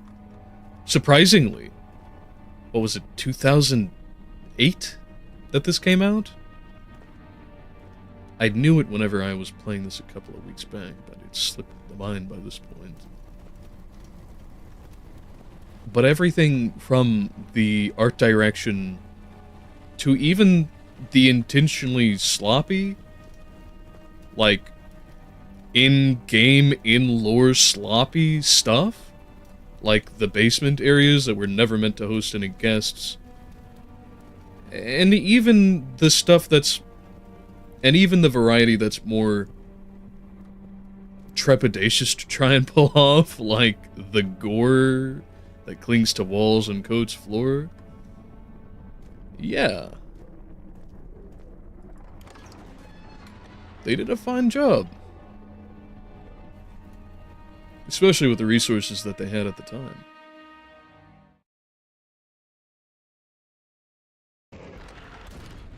And nobody asks, is this your first time playing through this? If so, I'll keep quiet.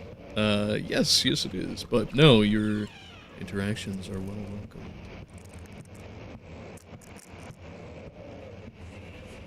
It is my first time playing it. But not the first time I've seen anything about it, albeit what I did see of it was back when I watched Markiplier play this as a wee lad. So most all of that information is already fled from my mind. For all intents and purposes, this is a brand new experience to me.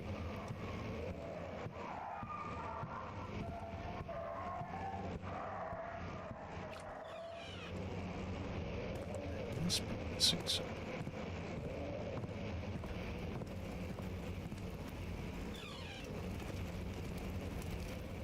And he says, I will say this much, the game really chapped the nipples of the hardcore FPS pros at the time. Really? How? Why?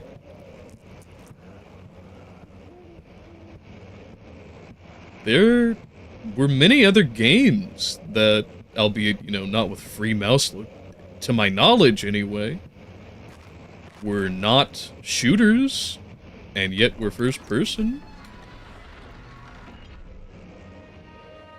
Like, one of the Ultimate games immediately comes to mind.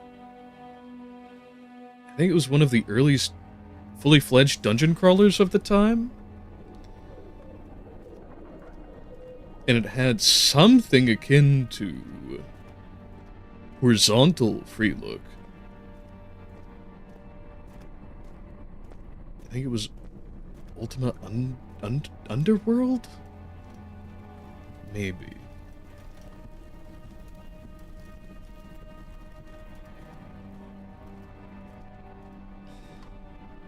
I guess it's time to investigate that elevator then. Because I am not seeing any way forward elsewise.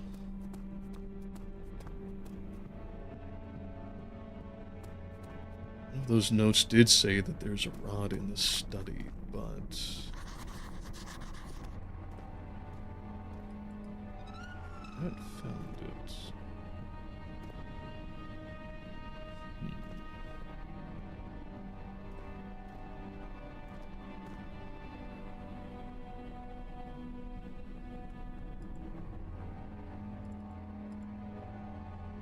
Well, where do I put it then? I guess in the machine room. But I haven't a key for that.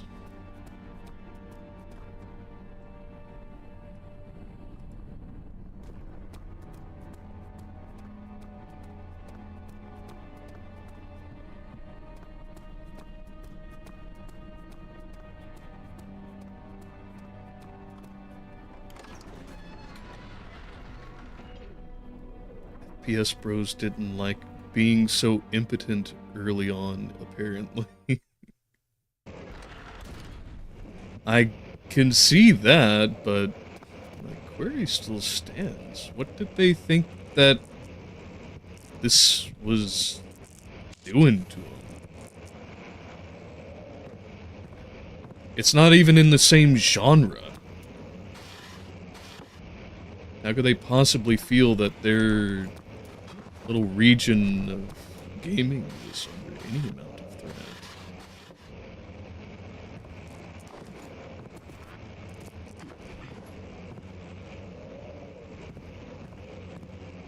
I mean, I lived through 2008, and, well, yes, very young, of course. I didn't hear any major rebuffs of Amnesia from any FPS players. I was one of them. But then, as I said, I never did play this one in particular.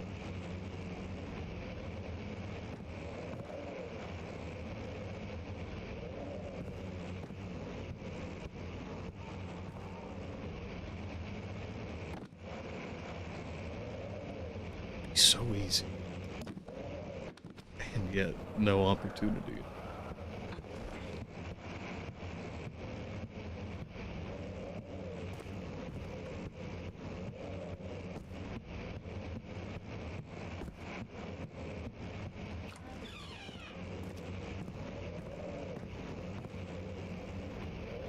Rod. Where might we find some rod in this place?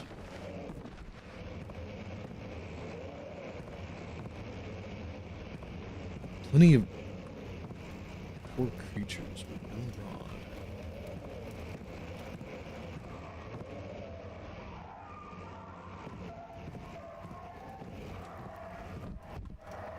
Nope. Okay.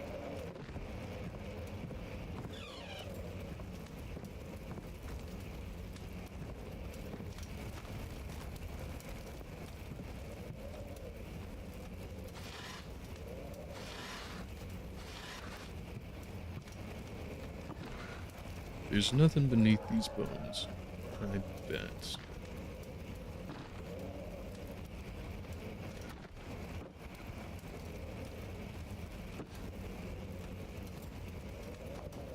As prescribed.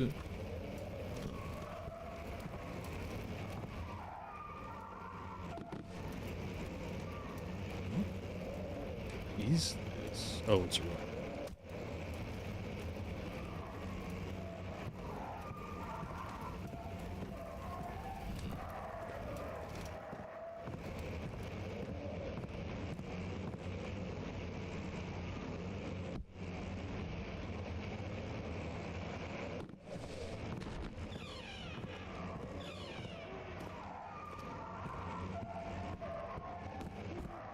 Yeah, and it's just another collapse over here.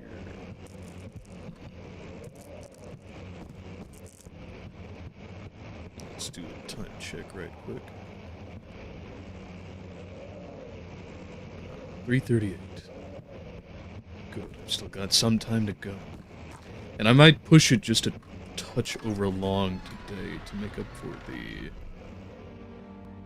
various pauses I had to take in reading.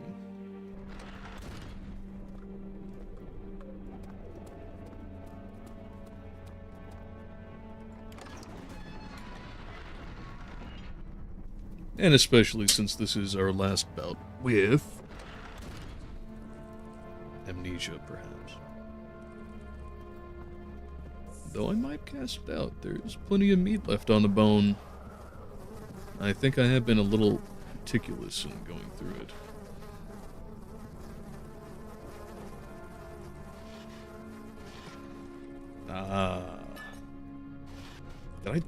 Did I really not come through here, or did I immediately contradict myself by showing that I didn't comb through it too finely?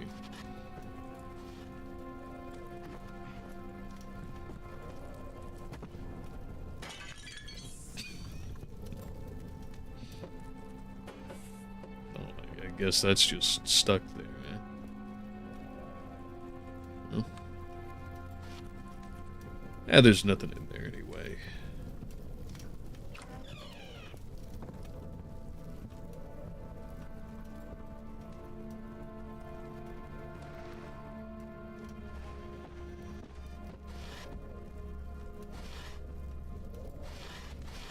Yo, did I see that right?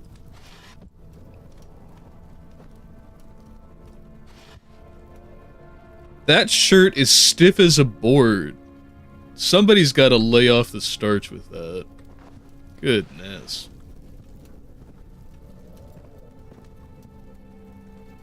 Even the ceilings are just a treat to look at.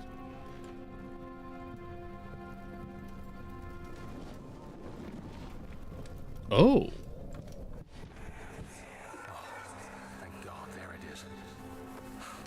I guess it is a good place to hide it then. What are we hiding?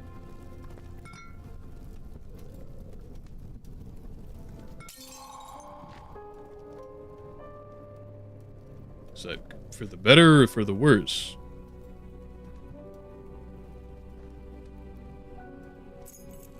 Ah, okay.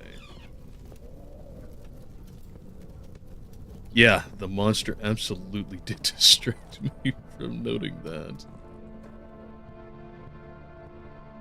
I'm glad I didn't decide to go back into the more levels and instead check around here first.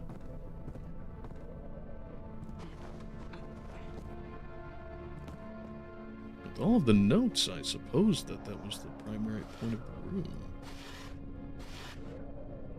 Little did I know.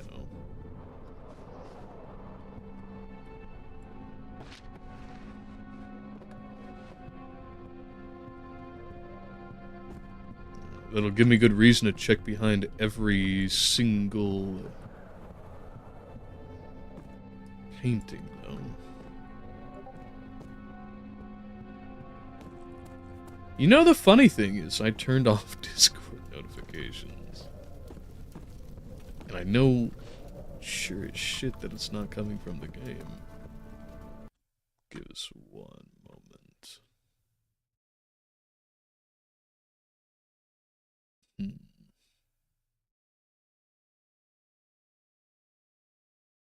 You know, there's actually supposed to be a streamer mode, isn't there?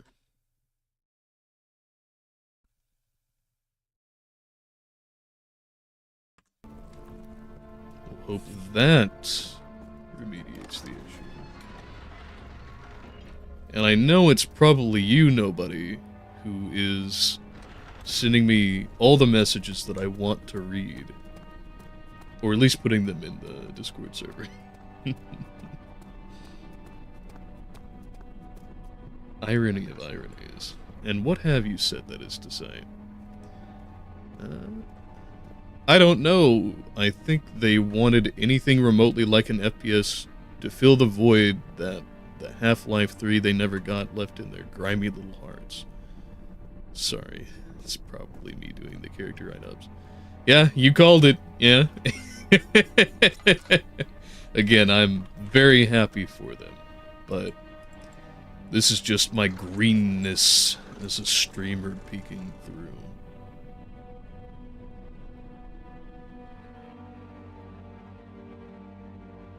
But then I never really do recordings, as I say, through the desktop audio.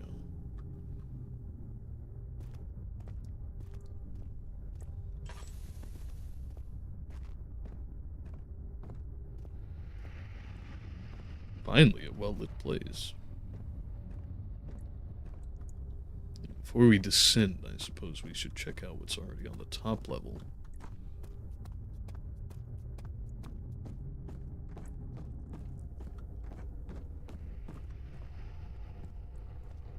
Shockingly, nothing in the corner.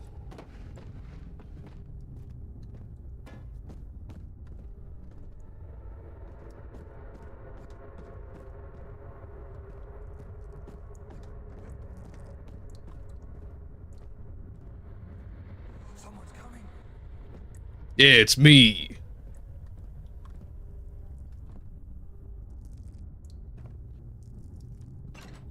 Oh.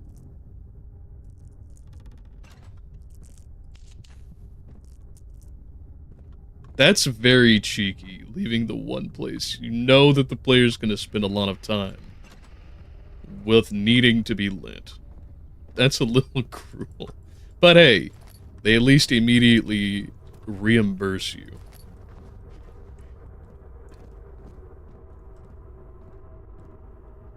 Alright, what's this note we have here? 5th of July, 1839. Today I went to the university looking for answers. I was able to sneak into Herbert's office and pick up an address book along with some relevant textbooks. Professor Taylor at the Faculty of History was very helpful, and I managed to approach the subject of the orbs. The most interesting aspect was the prevalent trace they had left in our culture. The mythic orbs may in fact have inspired the globus cruciger, which so many royal regalia holds to this day. In ancient times, the orbs were held by priests as a symbol of the sun and its power. As I was leaving, I overheard a disturbing conversation. Sir William Smith, the geologist, was killed last night. Less than a fortnight had passed since I'd asked for his expertise. I know it's silly, but I can't help feeling responsible somehow.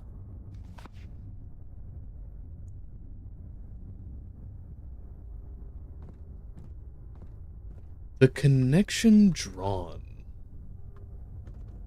to the globus regalia. If I recall rightly, that's the literal orb that is common amongst royal attire as a symbol of power and prestige. And is surprisingly frequent throughout much of the world. I wouldn't have expected that.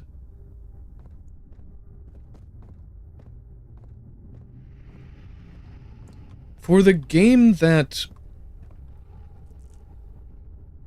in my childhood, was most punctuated heavily by, as I say, Markiplier and a few others who ventured into it, there's a surprising amount of depth. 14th of July, 1839. I've read every book I can find on the subject. While rich in legend and hearsay, my knowledge is lack for the insight I crave.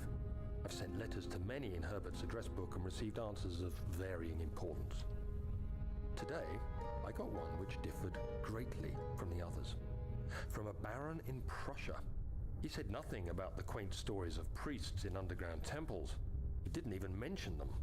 He simply wrote, "I know. I can protect you. Come to Brennenburg Castle. Signed, Alexander." What am I to make of this? Protect me from what? Is someone after me? I looked up Brennenburg and traced it to the Prussian woods near the Baltic Sea. While being the least informative letter I've received, it causes me greatest distress and interest. As I write, my thoughts are drawn to my nightmares in which a most disturbing sound calls to me. A sound defying description. A voice from the void. The last few weeks have been awful, with so many sleepless nights dreading a repeat of those horrid dreams. Tomorrow, I shall visit my physician, Dr. Tate, in hope that he can provide me with sedatives to help me sleep.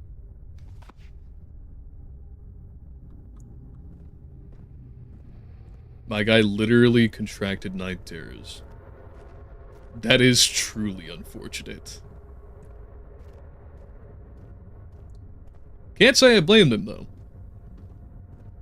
You know, if I also had an orb of magical darkness that was consuming my thoughts and spirit, too, I'd probably have night terrors as well.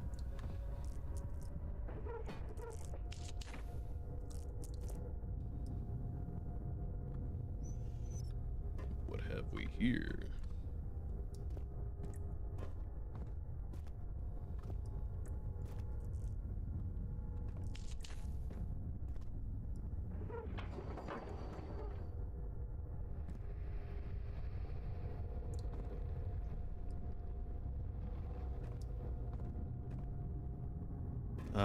We are indeed in a collectible. 17th of July, 1839.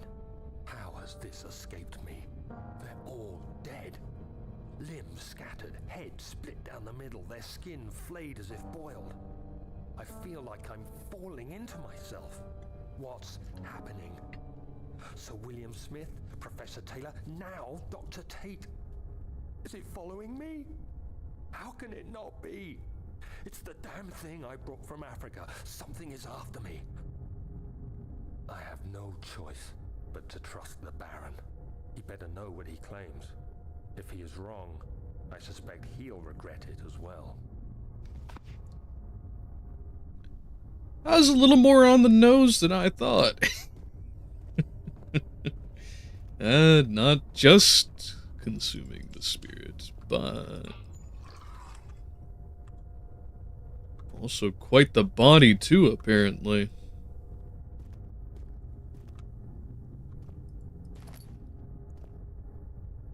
Man, am I happy for a full decanter of oil. I'm gonna run through it like nothing else.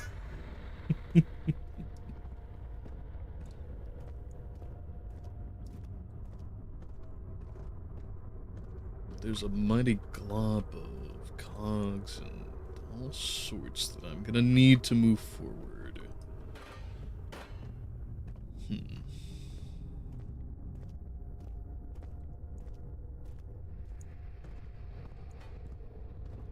But let's see.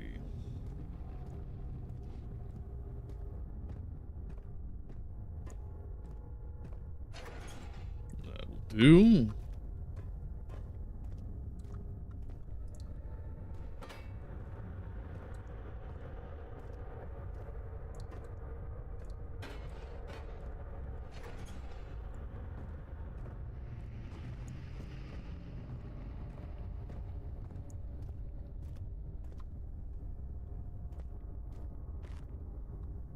What was that train of thought?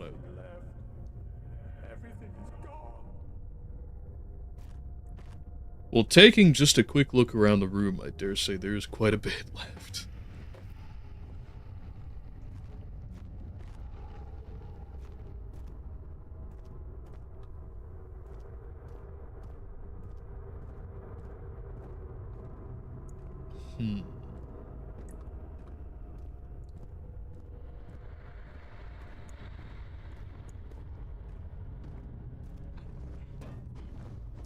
Something spooktacular.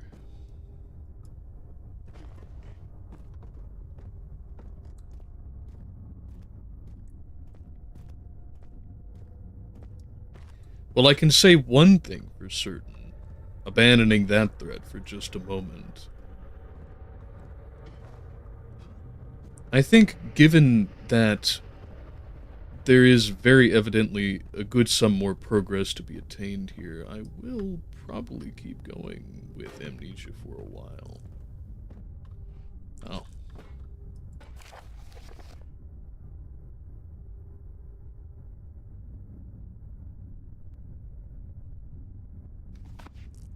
Well, surely, yeah.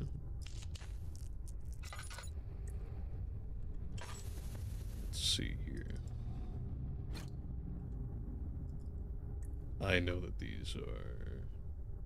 Oh, wait a minute. There we are. Should have known better. Convenient. I'm sure that this is a cliche, but ever since hearing it in Far Cry 3, it stuck with me, sincerely. For design principles.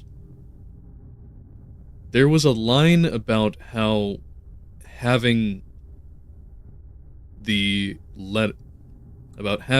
number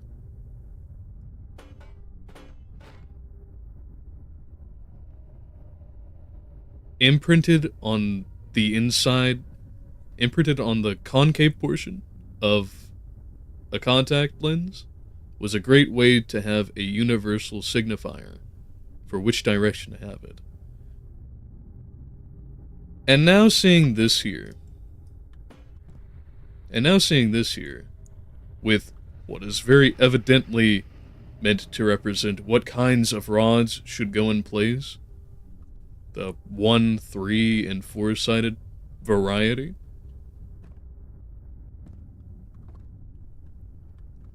It seems rudimentary, maybe goofy to take significant note of, but trying to universally signal something that requires no context and only literal interpretation. This one has it.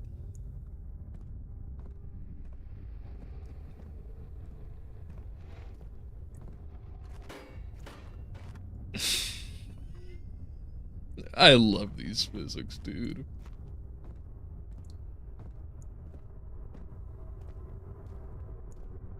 High five. You too.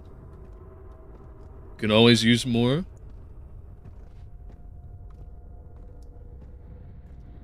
And as we all know, always room for one more lanterns. Okay, well, let's see if we can get that portion down at least.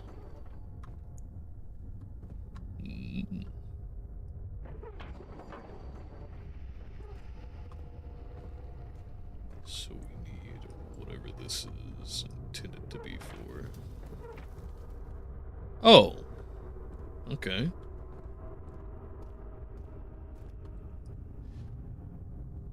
Well, that's convenient.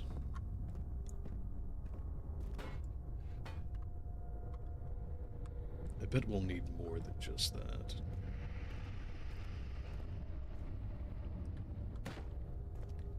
I have never not once seen coal be clotted up like this, but I guess it could happen if it was wetted. Darkness. Closing in. Nah, dude, seems pretty lit to me. Oh, is it? What if I put one more in? I gotta know. 'Cause you've got more here. This feels like a great way to get soft-locked. Yeah, okay, so there's no need, but I want to. Are you gonna stop me? Monster pops out of the ground to go, no. Cease. Desist. Alright, we'll stick with 2 in case I actually do need more coal later.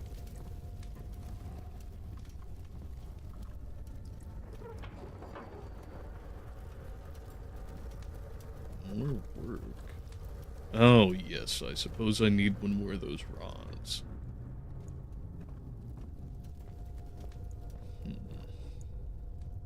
Wherever they're stashed.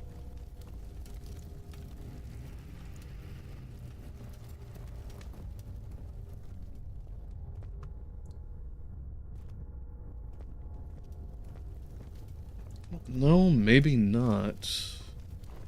I don't know how the flow rods would have any influence on this.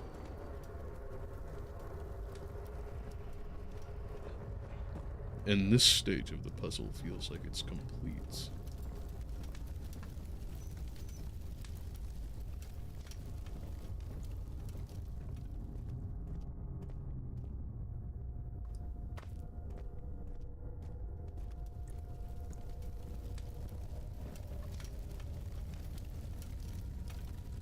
Okay, yeah, that's well and good.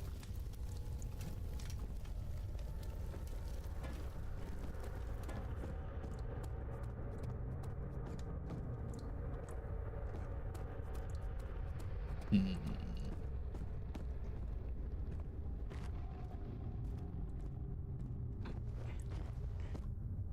not even sure where I would begin to look for that.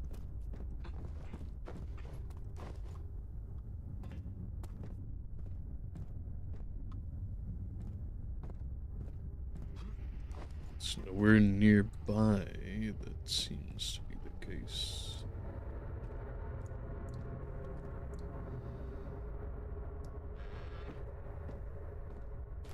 But at least we got some more tinderboxes. That's always a refreshing and handy little help to the adventure.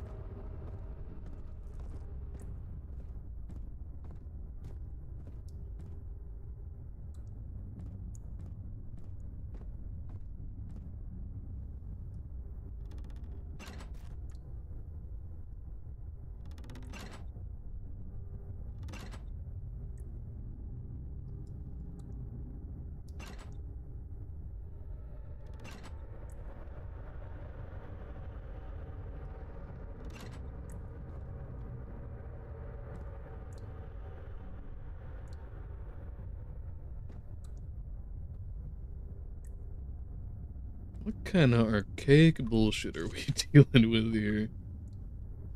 Oh, man.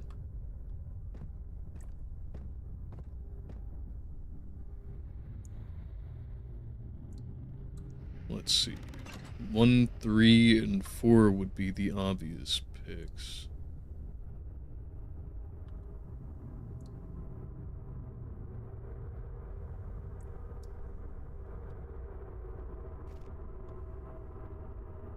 Is that it? Literally just one lever down, all the others up?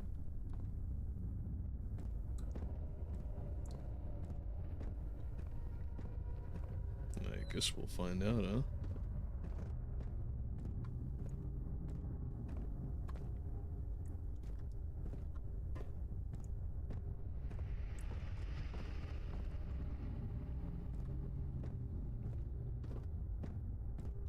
Now, there was a journal or a note.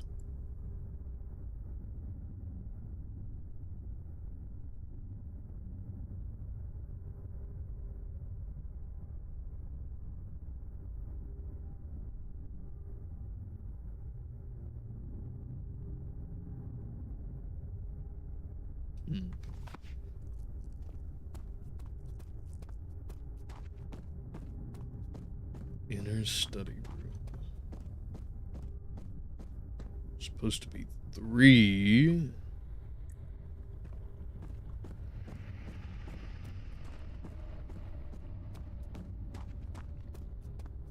But where could I possibly find that?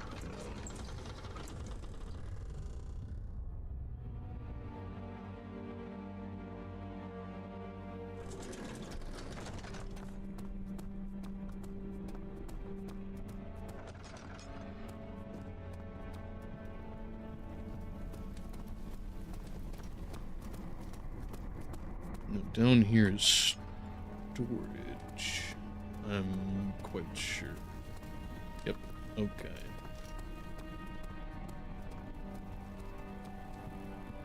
And I see no other doors, so it must be in here.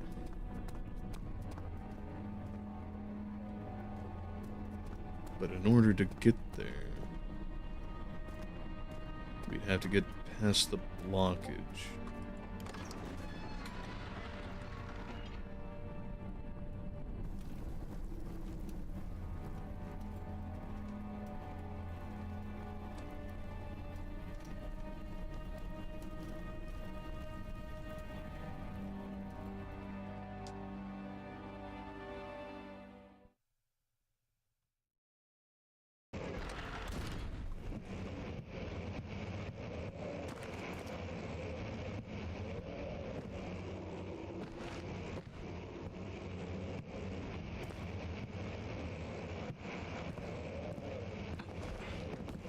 I am so clearly missing something.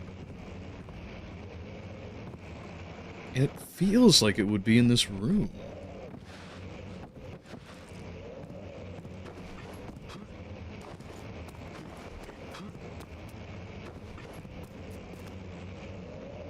Oh, we're not... That's clearly supernatural, and that's not gonna detract any sanity? Okay, then. Inconsistent game? How dare you, Amnesia?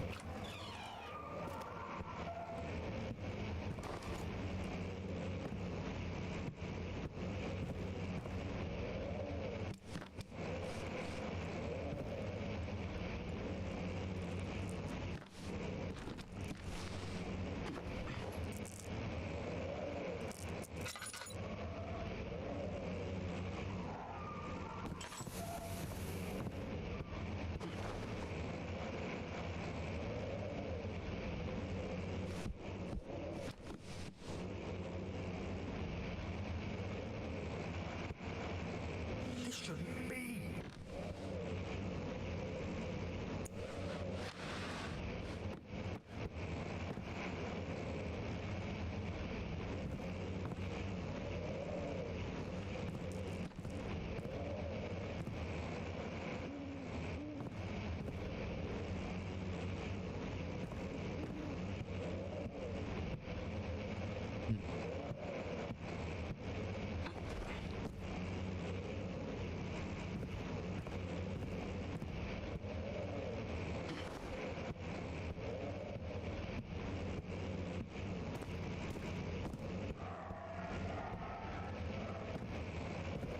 Should be checking behind every painting. Because I know just as soon as I don't, there will be something there.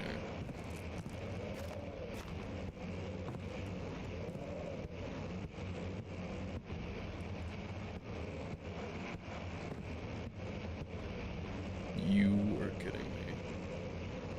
I walked by in strict darkness for the last 2 hours before I found that refill. And this has been sitting here the whole time. Okay. Ah! Oh! Opportunities abound! We might actually be able to get outside for a change. Hang on, I got the perfect idea. Here we go. Alley-oop.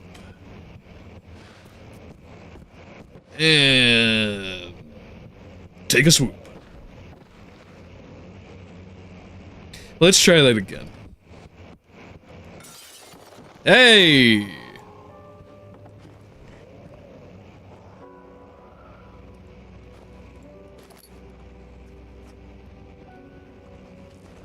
So, is the reason we couldn't get outside before because the other panes aren't cracked? We're not strong enough to, like, pitch a chair or a crate through the glass? Really? Okay. Well, here we go anyway. The fucked up thing is that I looked at this earlier and I thought to myself, ah, beautiful. They even rendered the parts of the building over there. You know, there's window sills and ledges and great detail work for this gargantuan place. They thought of everything to include a little bit of the exterior.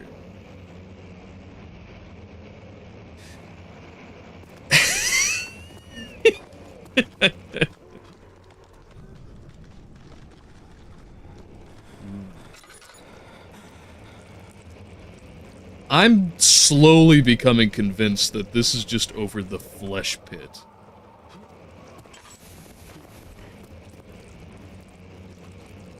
Like, this is just Dracula's castle, but thereabouts. Oh hey, another Mind Flayer can. What do we got here? When will it be my turn? Have I not shown restraint? My patience spans centuries. From where I came, mankind has not even wasted a breath. Yet I bow to you. I have done so much for you, and I have gained nothing in return, Agrippa. I trusted you. It was I who, in all fairness, should have entered that gate. Well, those are some very mighty touching memories, but...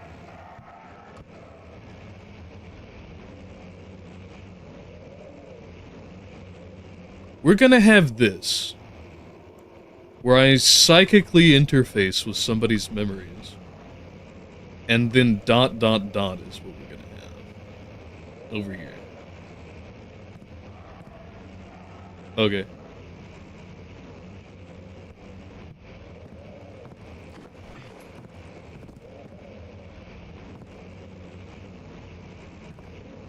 I'm glad they thought of emergencies, at least.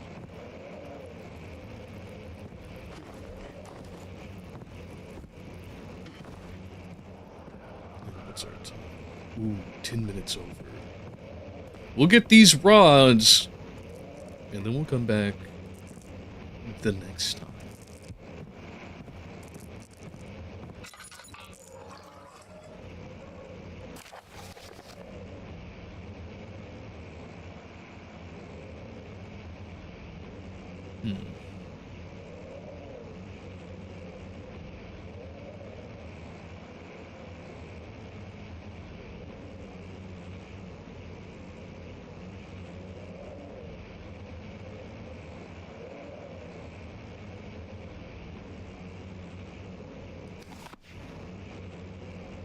That is exactly what we needed.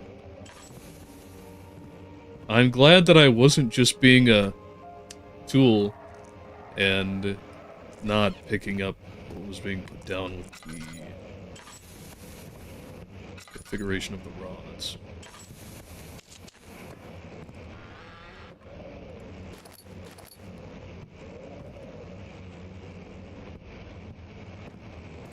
But as soon as we exit and the game is saved, our progress, it shall be time to turn for the day.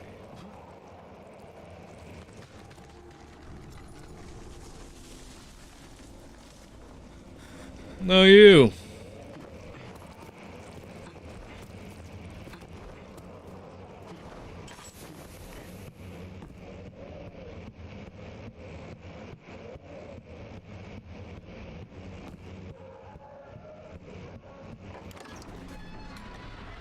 Okay.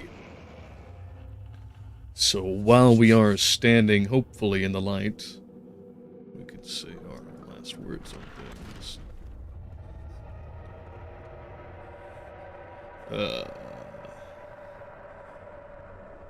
Yeah, sure. But really, I think I've said all that needs to be said about Amnesia so far in the course of playing it. The complexity is rising, new facets are emerging, the specializations of little pieces of what is otherwise a generalized basis of lore are finally coming together to make the story that carries the entire experience. From just bounding about in dimly lit corridors and decrepit ruins to actually feeling that there is some purpose, not only in your character, which you of course do not recall, but also in the character of your environs and what brought it all together into the predicament that one finds oneself. It's all coming together. And that being said, let's close out for the day.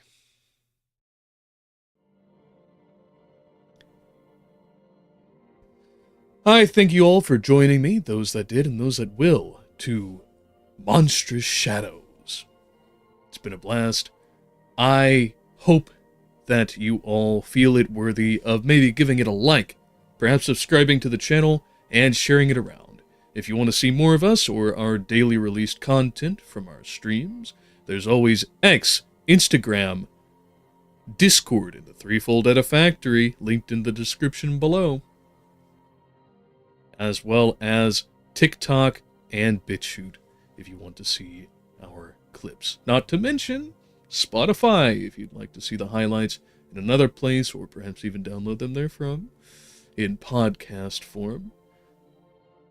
Otherwise, if you feel that we might be some, if you feel that this might have earned a little bit of your hard-earned monies. We do have stream elements for a one-time donation if you'd like, or PayPal, or Patreon, which is both linked in the description as ever. And otherwise, I hope that you all have a fantastic rest of the day and never miss your opportunities.